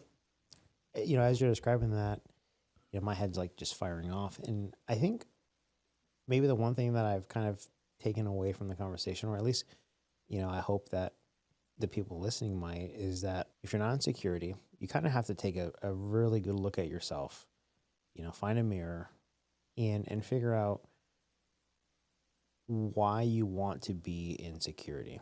And if you're in security, you need to figure out why you're there, right? Absolutely. Because what's clear to me is that the people that are really good at the role have a passion, a desire, and a curiosity, and maybe, you know, passion and desire kind of synonymous, but there is this natural curiosity to change and evolve these things in the world of security. And if you don't actually have that, like internally, where you look at a problem and you want to fix it versus you look at a problem and just say someone else will fix it, or you look at it or you hear about an issue and you wonder to yourself, I wonder how that happened, with, you know, the curiosity, right? Security might just not be the work for you. Maybe not. Because there, like you said, there's a lot of other jobs that you can get to make just as great money, but without the risk of burnout, without the risk of, you know, kind of doing a job that you don't actually enjoy. And, you know, if you do work that you don't enjoy, do you really like enjoy life? Right. So I think Right. there's a lot of, you know, looking internally for people that are, you know, thinking about getting into security or already are in it. Like, and if you're in security and you hate your work, you're probably not necessarily passionate about security, or maybe you just work at a terrible place. But Yeah, it depends. Sometimes security is so broad. Like, I'm one of very few people who has done almost all, if not all, of the different types of roles, sometimes at the same time, you know, in the same job. There's so many things, you know, there's a lot of security people that they spend all day just dealing with risk and they're redlining contracts and doing risk stuff all day. That's all they do. That work to me would be miserable for sure. because like I hate being pigeonholed into one job. But I also don't want to like necessarily gatekeep security to just people who are like passionate about it. Like there's plenty of room in security for people who just want to collect a paycheck, but you know, the standard's still there. You still need to be able to do the job and contribute. But there's easier jobs to get with a more direct path that make good money, you know. So you have to decide what's important to you. Is it just money, or is it money and something else? Is it work-life balance and money? Like, what's the split for you? Like, do you just want to make the most amount of money possible in your career? I can give you advice on how to do that. You might not like it. You probably won't get there, but So what is that advice to make? I mean, most new people who are like, I want to get into security, I say, if you don't have tech experience, get it somewhere else. It'll set your career up better for the long term if you spent time in, you know, any number of other tech roles, whether it's, you know, help desk or software engineer or something else. Like if you're about to go to college, you're 17, go get a comp sci degree and get a software engineering job. You know, the path is pretty well documented and relatively straightforward. And, you know, your junior year, you get an internship, you get invited back your senior year. Hopefully you get hired on. If not, you've got 2 internships and some experience. You can get a software engineering job. Mm-hmm. Security doesn't work like that. A lot of people get cybersecurity degrees and there's not a job there for them because they don't come out with skills necessary to do the job.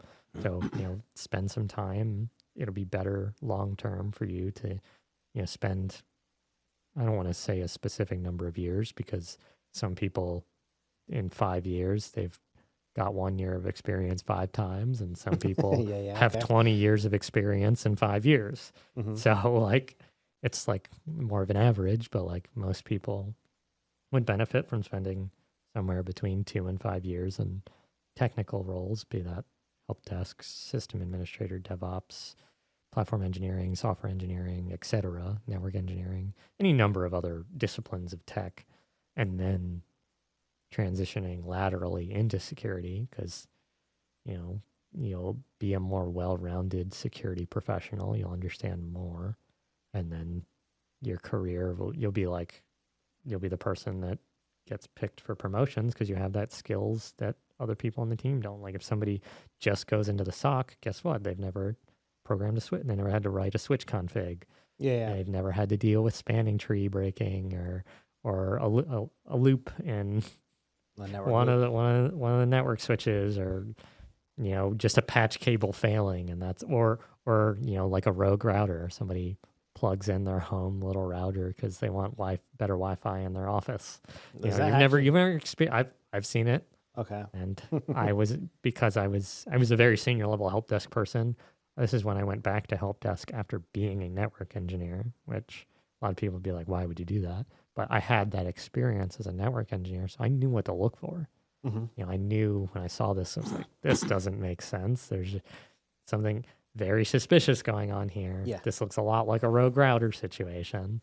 So, I had the experience, so I'm able to do better at those things. But if you're new and you want to get in the industry, find out what you want to do. Be specific. I talk about this every time I give career advice. I say, be specific about what you want to do. Yeah, that there's a little bit of a journey to find that out, and that's fine. You're really early on. That's normal. Figure out what you want to do and be as specific as possible. If you just tell me you want to be a security analyst or a security engineer, that means 4,000 different things. Mm-hmm. Tons of people have the title security engineer that don't do anywhere near the same jobs. You say, I want to be a pen tester. Okay, well, that's something, but, what would be a lot better is I want to be an offensive security engineer who specializes in web application pen testing at a consulting firm that does, pen testing engagements. I can point you to the right person for that. Yeah. Like that. In the local community, I know all the people to talk to. I can tell you these are the certifications they're going to be looking for. They're going to expect you to have an OSCP. They're not necessarily going to expect you to have that much previous experience, because pen testing's like, can you hack the box or not? But here's like some helpful skills that you're going to need to know. You're going to need to know Linux. You probably need to understand Kali, because in a lot of times the engagement might happen on Kali, but you should understand Linux in general. Be able to write scripts. All of those things are helpful in doing those engagements, because you might need to script. Have your your port scan, pipe that into your Metasploit module, or into something that you grep out interesting things and all those different things that you might need to do. And it's a consultancy. They expect you to have certain certifications because clients want that thing. Mm-hmm. Or if it's, you want to be an internal pen tester, kind of a different set of skills, a different way to get there. Those jobs are harder to come by. There's way less of them. So it's very different. You say, I want to be risk and GRC. It's a different path to do that. If that's all you want to do and you just want to be a risk and GRC person, God bless you, God help you. But there's a very different path for that. So, be as specific as possible. That helps a lot. And just be honest about what you're missing. A lot of people are like, I can go straight into it.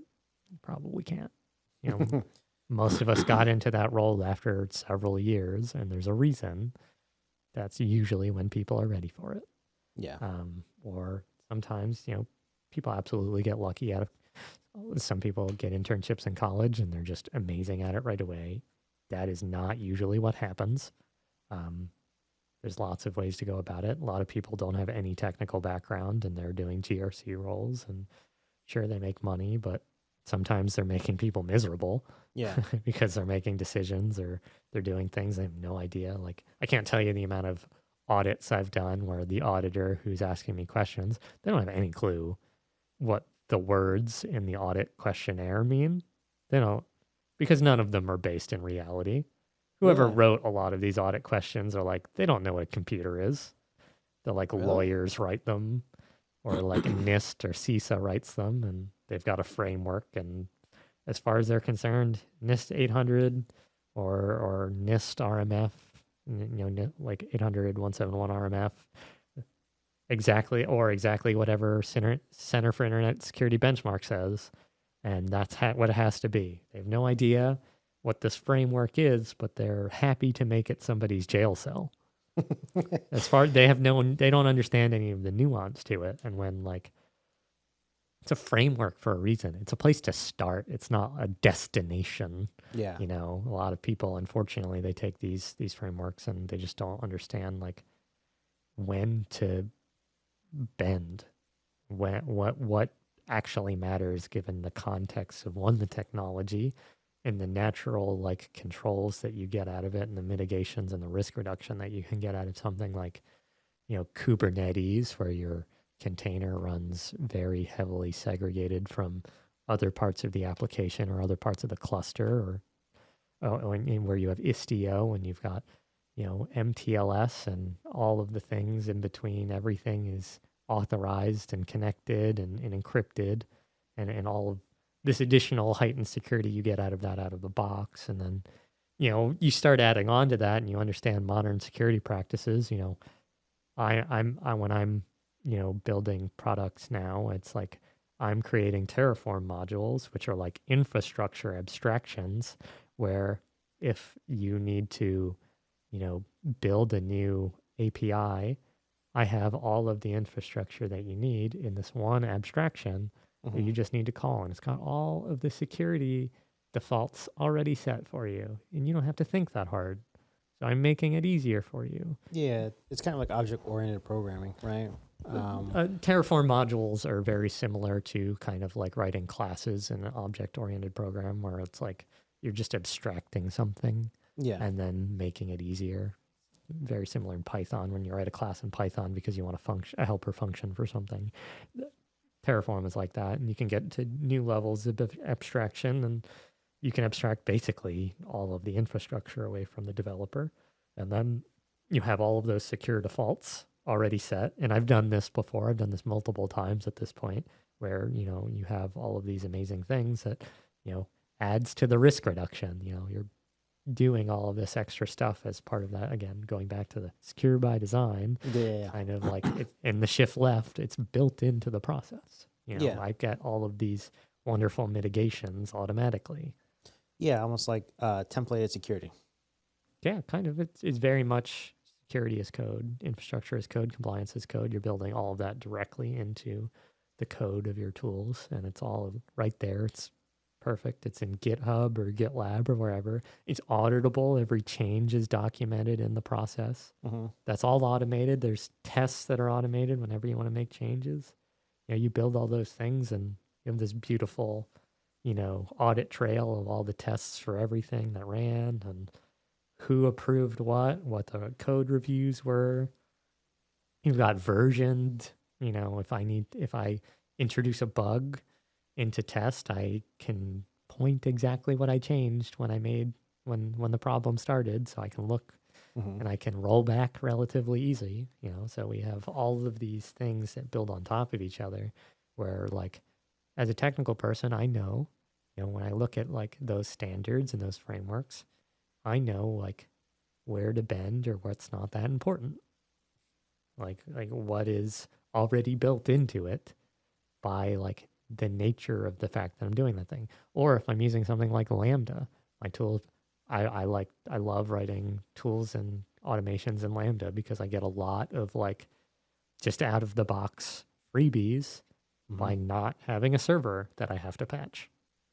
Lambda is like a serverless thing. So I can get kind of like Amazon controls more of that. Like it's their responsibility to patch the underlying infrastructure.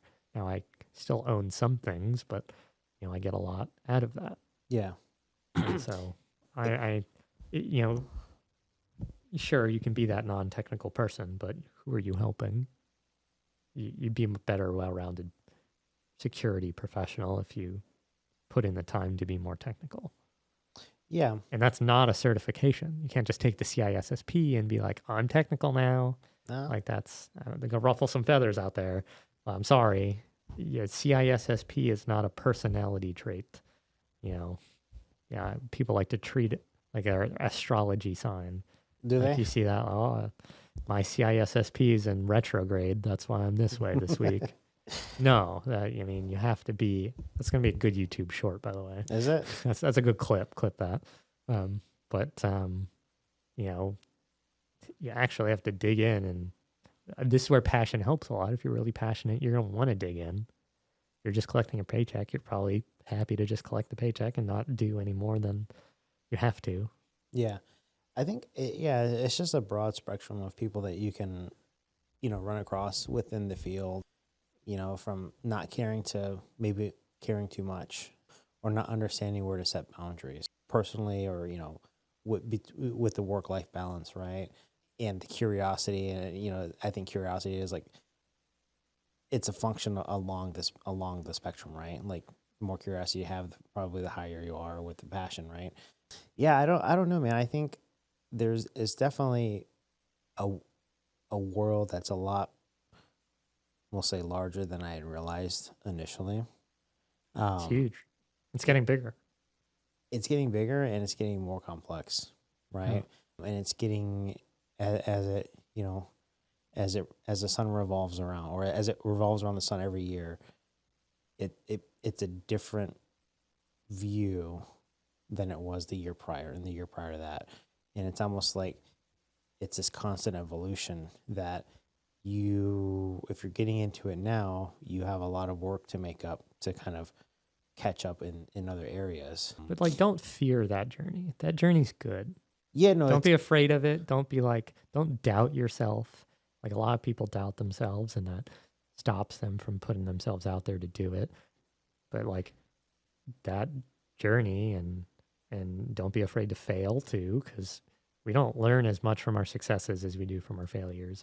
Every time I accidentally break something, you know, every engineer has that time they cause a huge outage on accident. You learn a lot from those. Yeah, you learn what you learn by far the most by failing. Like, when I've just been working on a project for 2 months. I won't go into details about it, but you know, I beat my head against a wall and I solved one problem, and I will always remember how to solve that problem. I beat my head against the next wall that I hit, solved another problem. I know how to solve that problem forever now. Yeah. And anytime I ever see that problem again, I get to think back to that moment. Oh, I just need, like, it's the data field for subnet, not subnets, because they're different in Terraform. They're different, you know, objects. They have different values that spit out different results. That's like one of the things I've dealt with recently. You know, I'll remember that forever now. I didn't even know those were two separate things. Yeah. Which is stupid, but like, you know, very senior engineers constantly run into stupid nonsense. Yeah, I know exactly what you mean. My story is not as cool as yours, but it's pretty cool. I mean, this studio is sick. No, I said I've been in the warehouse back there. It's cool. Yeah, no, I said story. Oh, for like your outage story. Yeah, so I'll tell you, and it's very fourth grade, like legitimately fourth grade, and I think I've said this before, but I was in a spelling bee competition, and this is the first thing that comes to mind. By the way, I'm sure I've had tons of things like around like writing code in past life, right, a long time ago, where I've had some pretty cool like things that I've done, and you kind of learn along the way. But the one thing that always sticks out to me is like, from my earliest memory of actually failing was at a spelling bee, and it was a handful of people left, and the word for me was lizard. Spelled it wrong. Ooh. Who's brutal. Who spells lizard wrong? I don't even know. I don't remember how I spelled it, but it was wrong. And I remember it was the word lizard. And then I went back and I checked, and I was like, my gosh. I can understand if you're in fourth grade getting like using an E instead of an A. Maybe like lizard. It sounds ridiculous now, but like fourth grade, you're not that old. You're like, what, 10 or 11? Maybe 9. Yeah, pretty young. But traumatic, right? But it's like that story. You remember how to spell lizard now, I bet. I do. Or like if you've ever taken OChem, you learn all about benzene rings. And I've heard a lot of horror stories about OChem. I've done 2 years of I can't even think, OChem for an entire year, and then PChem, which is just like, you thought OChem was bad, like PChem is just like shoot your brain. Brutal. Like you don't want to be in that. And then and is that like in your day-to-day job after that? Like, do you use a lot of that a lot? No, not so for me. So I went to school for engineering, and that was part of the coursework. Right. But afterwards, no, it was just kind of part of just like the process. Yeah. Never really. This is kind of why I dropped out of college. Yeah. Because like it's 4 years and time is money, and that's a lot of your life. Don't get me wrong, college is a great time. I'm not saying drop out of college, people on YouTube. Yeah. But people, the value proposition just doesn't make sense. Like, they make you take so many classes that have, so like, there should be like a software engineering or software development degree where it's not like you're just doing obscene math classes. Yeah, I don't I think a lot disagree. of people like they fail out of comp sci because of like the like discrete math or like calc whatever. Mhm. Now I again dropped out of college, but I tell you what, I've written a decent amount of code, Never used never any. used it. Nah, I don't know. I I'm not think I'm sure there's definitely like it's all logic. yeah. Coding is all logic. There's a reason for it, but you just invest so much time and so much money into like, can we boil this down into what I feel like a bachelor's degree should be easily boiled down to like 2 years of everything you actually need. Probably, but you have to think about the institutions that create that, right? Well, the institutions that create that, again, back to like way earlier today in this podcast where I said, like, what's the incentive? Yeah. Universities, even state universities, their incentive is basically just to grow and make more money. They don't Yeah. care. Like, the more money they create, they don't care. Often, I think if somebody cares, but like, really, they're just a bunch of small kings in their little castles trying to grow their kingdoms bigger. Yeah. And however they do that, and they don't care. College has been getting more expensive, and you haven't been getting more for it.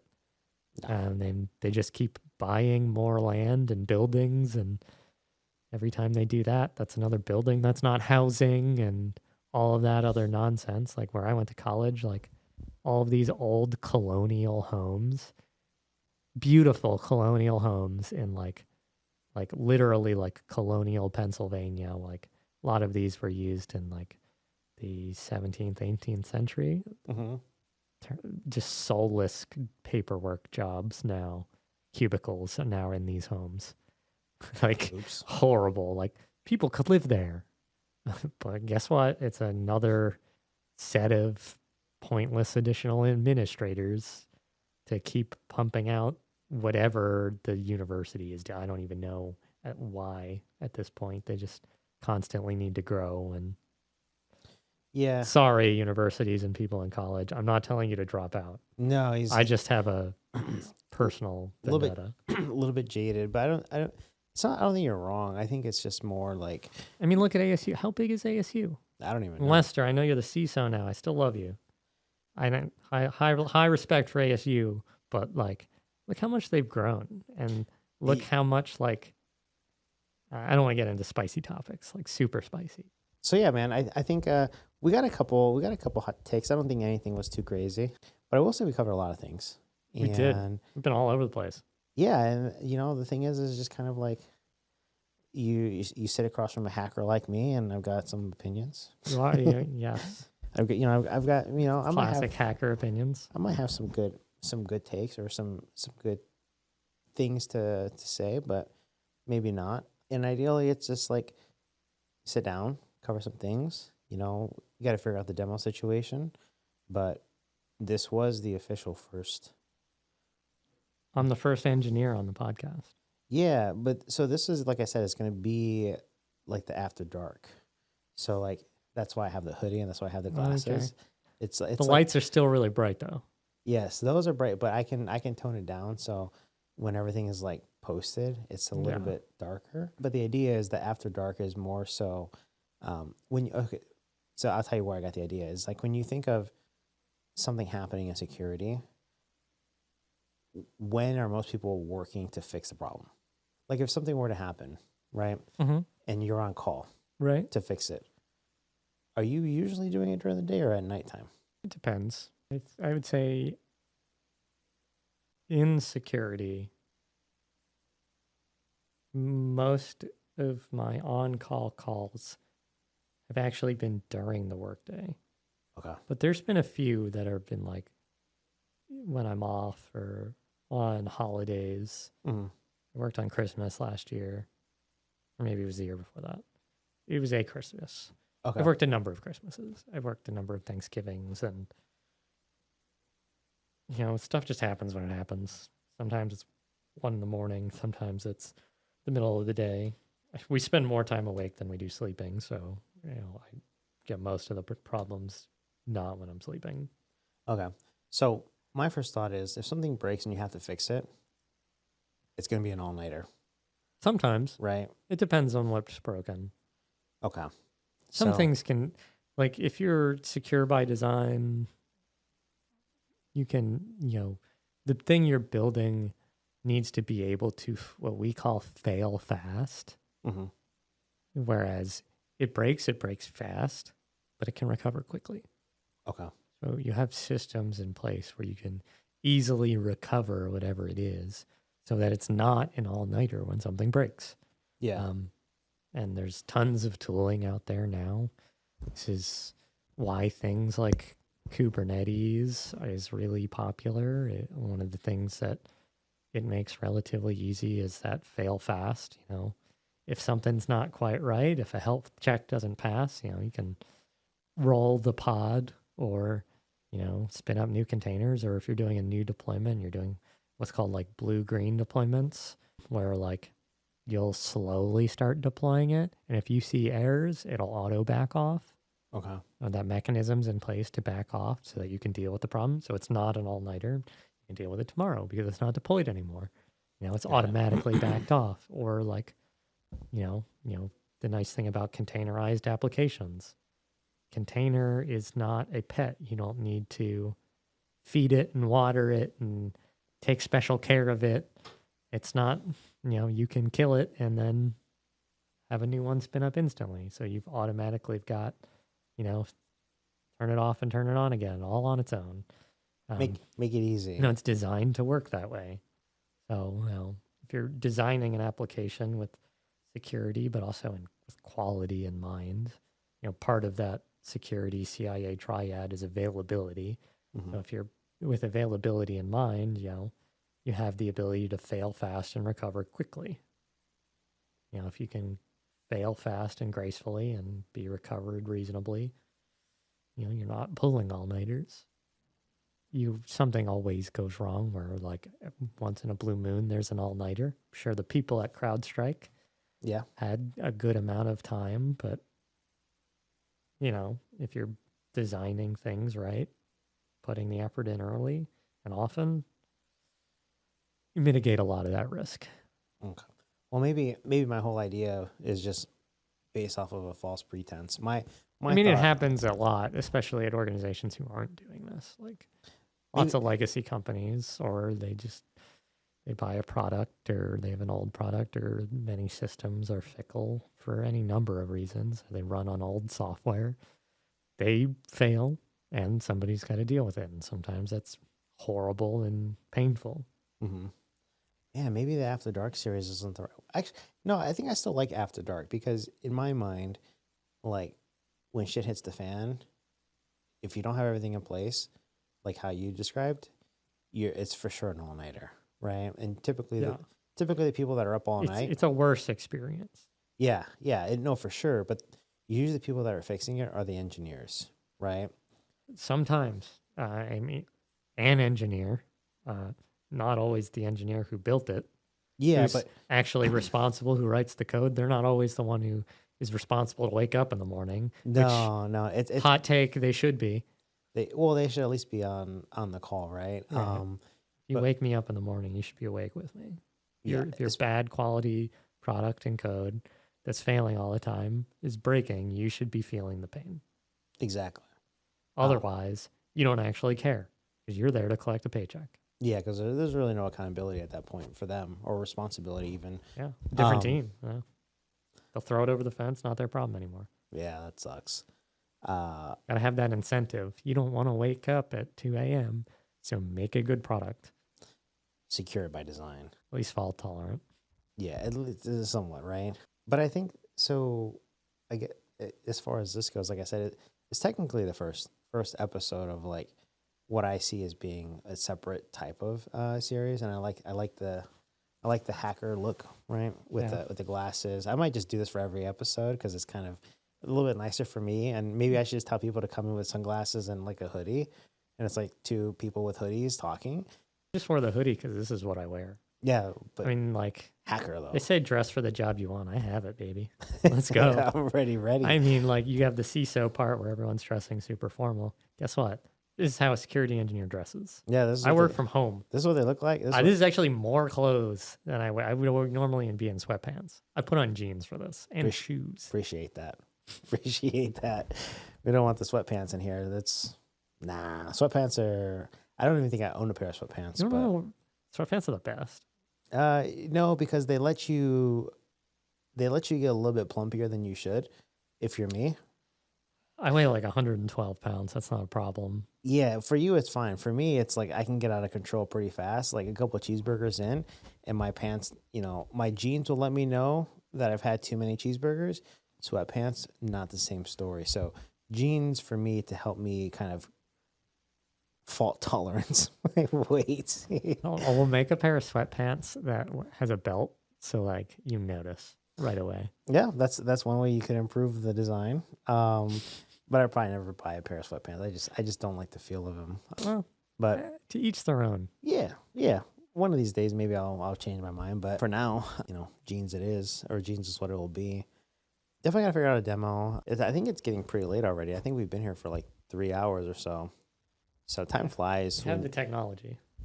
Time flies when you're. It is almost 5. See that? Time flies when you're having fun. This has been fun. I've enjoyed this. I didn't even realize it's been that long. No one ever does. Have you come to EVSec before? No. I don't know if I've ever It's been right there. at Stapley in the 60. Is that the one that's... The first Thursday of every month. So there's one that's done, I think, by a gentleman over at Optiv? Yeah, that Eddie. Okay. Yeah, we run it together. Oh, okay. So you run... I'm like assistant to the regional manager of the meetup. Oh, okay. If you've ever seen The Office. I've seen The Office, but I don't get the reference. So later. So Lester's told me about that, and I looked at it and I was like, oh, I don't know if anyone from Optiv would want me to show up, so I've just never tried. It's extremely neutral territory. Is Eddie it? would love to have you. We'd all love to have you. It's very neutral territory. It's very low commit. Like it's literally we should go to Beer Research Institute. First Thursday of every month, roughly starts at 7. Drink if you want to drink. Mm-hmm. But, there's no pressure on that either. The food is great. And it's free. The food is not free. Oh, it's not? Oh, okay. No, you pay for your own stuff. Like, oh, you do? Okay, it's just like show up and talk to other people. You don't have to get anything if you don't want. There's no pressure there. And you'll get to talk to amazing people like Lester goes, where I met Eddie. There's tons of amazing engineers and security like management types there. There's people who are trying to get into security there. Mm-hmm. It's a nice, beautiful mix of people like an eclectic bunch. Networking and talking to each other about various different things. Yeah, I'll probably, honestly, if you can sneak me in, or not necessarily sneak me in, but help me get in. I just don't know who to reach out to and, show up or whatever. But we posted on LinkedIn, but you can just go. Okay. There's a meetup page. You're supposed to RSVP. Eddie, I'm sorry I didn't tell him to RSVP. It's all right. I mean, I'll DM you the link, and it's a good time. Okay. Yeah, I'll probably and you're close, so it's like not far. You can bring spouses if you want. Okay. Yeah. So you said Stapley and Baseline? Stapley in the 60. Yeah. There's like that movie theater there. Yeah, the AMC. Yeah. Yeah. It's like right next to it at Beer Research Institute. So there's a place over there called Uno's Tacos. Okay. It's actually pretty good. There's also there's like a Tesla charging thing there. Okay. There's the Party City, the AMC, the Rubios. That's where I used to go a lot when I was in high school. Okay. In that area. So I know it fairly well. But I usually stop out that way at least like once a week, mostly for tacos. But yeah, if it's on a Thursday, I can definitely go to something like that. Maybe find some more people to talk to. Yeah. And just kind of do and at least make sure that the demo stuff can be done, right? And with wherever these other people might work or things like that, because I think ideally, I kind of see this going in a direction where people like you can sit down and talk like we did. Yeah, we talked a lot longer about just like a bunch of things than I was expecting, but I also kind of set it so where if that did happen, it was fine because it typically does, and I just kind of set It's set fine. a set a timeline. I can and come back. You can come back. This is way better than me showing up with a camera. I mean, I'm sure you'd agree. I think this is way cooler than having pictures, because then you get like clips and, you know, kind of have something to say, hey, check this out, versus a picture. Pictures are great. How would it 1,000 work words. if I brought like a computer and like did like my demo So- like that I did for Tisu, like for here? So what I would have done is I have like a bunch of 25-foot HDMIs. Okay. So I would have just taken the HDMI feed from your computer. Uh-huh. It would have fed directly into this box, and that box would display as a fourth camera.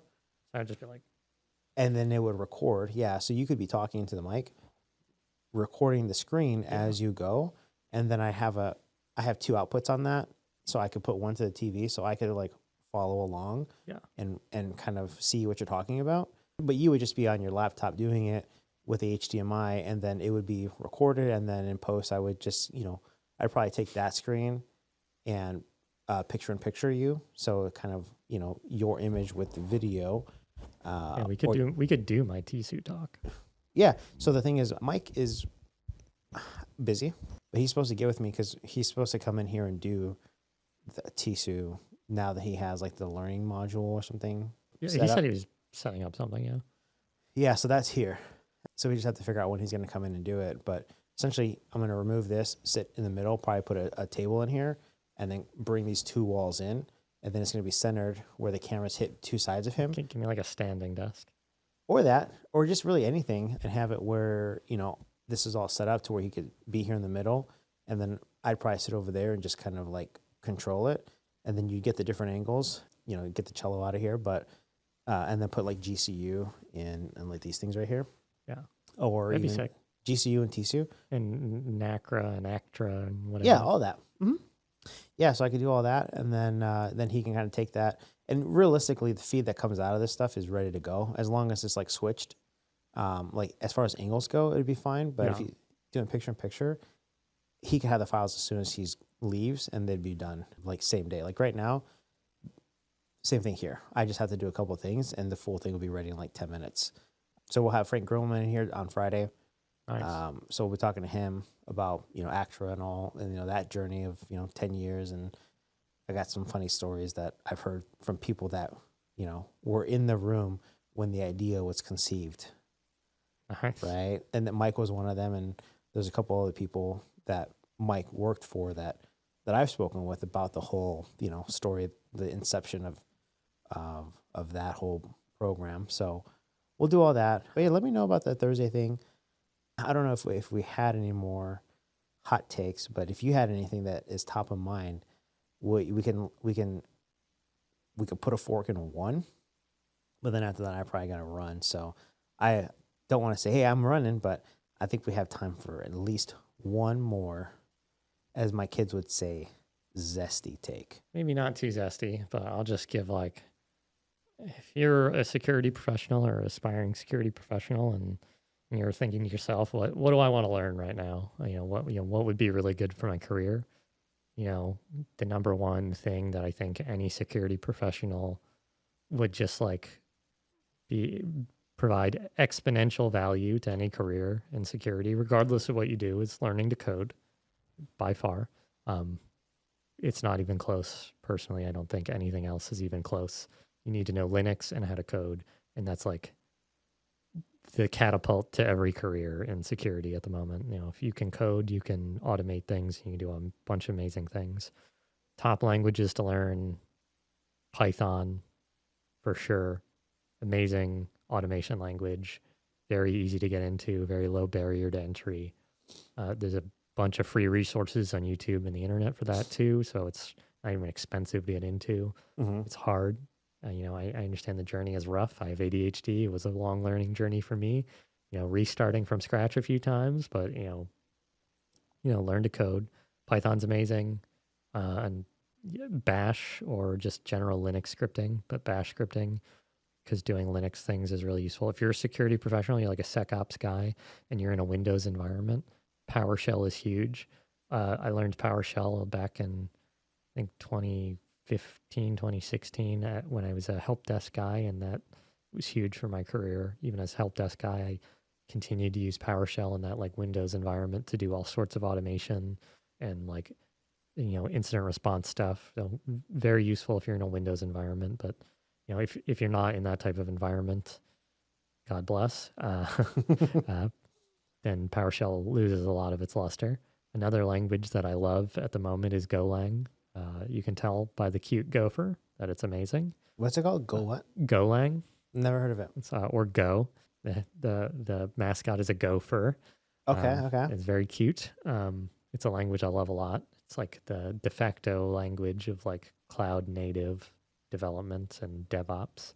So a lot of like higher level, like more in-depth automation that like DevOps practitioners are doing. They went from like doing it in Python, and then, when I need like more formal type safety, I'm starting to use Go. The next thing that's obviously important is Linux. Learn Linux. Almost everything runs on Linux. Enterprises run very heavily on Linux. Servers that are hosted on Linux or in some type of Linux bash environment. So that's huge. It's very important. Cloud skills are very hot still right now. For whatever reason, every other security professional I meet has zero cloud experience. So there's a huge cloud security like skill gap where we need, either cloud engineers or security professionals, people who are already in security to learn cloud. And when you're learning cloud, a really great thing to learn while you're learning, AWS or Azure or GCP or whichever cloud you prefer. I think AWS is the best one to learn first. You can learn Terraform, which is infrastructure as code. So part of that coding journey, Get some hashy certs. I wouldn't get any HashiCorp certs personally, but like if you want to, go for it. But like, again, Terraform, like if you want to Terraform AWS, there's a ton of free stuff on YouTube or in Google for that. You use GenAI but don't like heavily lean on GenAI. Maybe a little hot take for the new people. Don't lean on GenAI very much. You'll get too dependent on it and you won't know if you're trying to learn to code and you're using GenAI a lot when you're on those early stages, you don't force yourself to fail to learn things. Yeah. And then it doesn't really stick as well.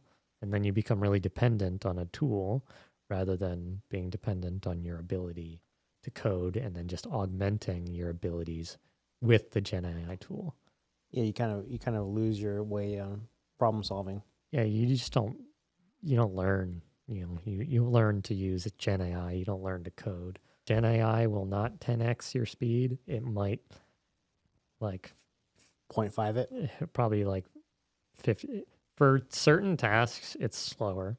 There's tasks where it absolutely speeds me up like 50%-ish. There's some tasks where I speed up a lot, especially in like prototyping and like, generating skeletons for new potential prototypes, like scripts I'm going to write or tools I'm looking to build. But there's also things where it will like cut your speed in so much because you'll spend so much time trying to fight with GenAI on something that it's not very good at, which is like big things. Yeah. And it can't replace your reasoning. Like if you're going to build a product, you still have to think about like, how do I want to build this product? You can't just deliver all that to GenAI where everyone has this idea that it's just going to steal all of our jobs. Not right now, it ain't. No. Not within the next immediate future. It's not quite there yet. I think it's kind of like a crutch, personally. I think you can use it in ways that other people have and have it do certain things for you to help you get to a certain point without having to understand the fundamentals in certain things. But when you forego like basic fundamental understanding, you kind of fall susceptible to compounded negative outcomes down the line because you haven't, it's kind of like there's a lot of things where, like poker, for example, you can play simple stakes, but the money becomes meaningful as the streets go along. And a good way that I like to think of it is like, if your pre-flop betting strategy or your pre-flop hand selection isn't defined well based on where you're sitting at the table and position relative to the other players, you can find yourself in a hand with low equity, right? And then you end up calling bets or placing bets that are not plus, well, they would consider plus EV, expected value. But the other thing with that is the risk of ruin becomes compounded, because as you move along the hand and down the game tree, the simple like mishap that you had with card selection initially compounds itself as you move along the hand. So you could be at the end or on the river with a losing hand that's going to cost you a lot of money because of a simple mistake that you made at the very beginning, which was the hand selection. It's kind of a different same thing in software development or using GenAI. Like if you don't know what it's doing because you don't understand how to code, then like it starts doing some wacky things and you just go into a death spiral of trying to debug this thing, when if you just knew how to write it yourself, you could have just wrote it. Yeah. Because there's things that it absolutely just doesn't do well, and it takes a little bit of experience to understand that. I still use it almost every day. Mm-hmm. I've used it every day the past couple of weeks, but I don't always use it, for everything. There's a lot of I don't use it that much for Terraform because I'm honestly just better at Terraform without it.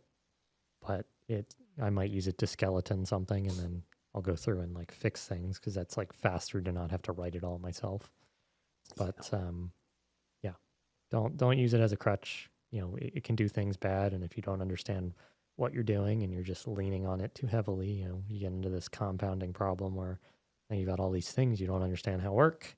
And I mean, it's generative AI. It also doesn't understand how it works. It's just spitting out code. That it's seen before, basically. That's oversimplification, but that's the idea. So don't, and then you get security problems and all sorts of other things that it all compounds into don't do that. Use it, but understand its limitations, and don't, use it to like hamper your growth. I think it's not a shortcut. I think maybe the most important thing is you said like understand its limitations, but also understand your own. Right, because if you don't understand where you're lacking in a certain kind of skill set, or you don't have the ability to kind of look, at yourself and your development and where you're at within your journey, and maybe even accept the fact that you don't know what you should, from like not necessarily arrogance, but like maybe more so just confidence. Right. You might find yourself in a situation where you don't want to be, right? So always be willing to accept the fact that you don't know what you don't know, and just maybe take that curiosity that a lot of people have within the field and, use it to make yourself better at your craft. Correct.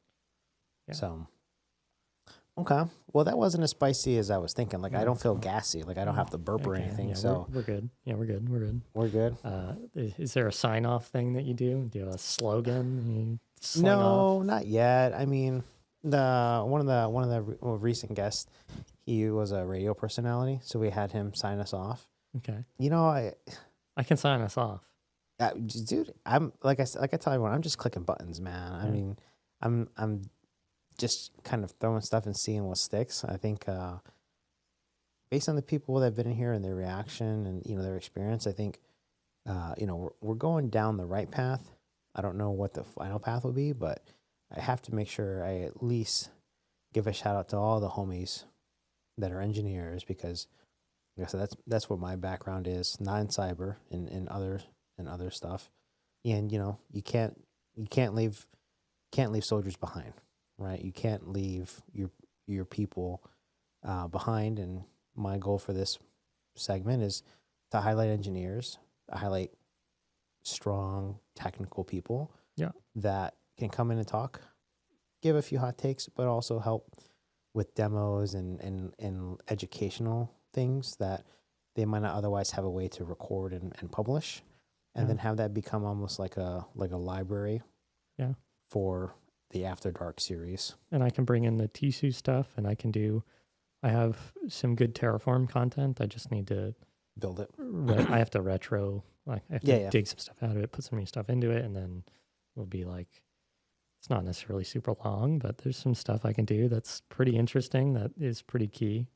I give a decent amount of talks at like other events where I do demos where I'm not allowed to share things. I don't do that. Yeah. But, I think the last thoughts, God bless America, honestly. God bless America. Greatest country in the world. It is pretty good. Pretty great. And maybe spicy take. Okay. What makes America great isn't that we're necessarily number one in everything, because I know we're not. But like, what is a country? It's not just like its government or its systems. It's The people? it's you and me and these amazing conversations that we get to have, and your parents and your loved ones. Like, I love this country. I love all the people I get to meet. I get part of this amazing community of cybersecurity individuals, meet amazing people like you, be on an amazing podcast. Mm-hmm. Yeah, no, I have to agree. I think it's all about the people, as past guest Rich Owen would say, is Shout out to our boy. security. Security is about the people. I think the human experience is about relationships and making friends and shared experiences, and hopefully, as positive as they can be. And maybe this is just a little way for me to bring that to, well, not even local, because I took this bad boy to Vegas, but Oh yeah. for now, everyone in Arizona, and see where it goes. So if you want to sign us out, just go ahead and look into this camera right there, and give your final farewell. I'm Trevor Costanzi. I'm a security engineer for security engineers. God bless America.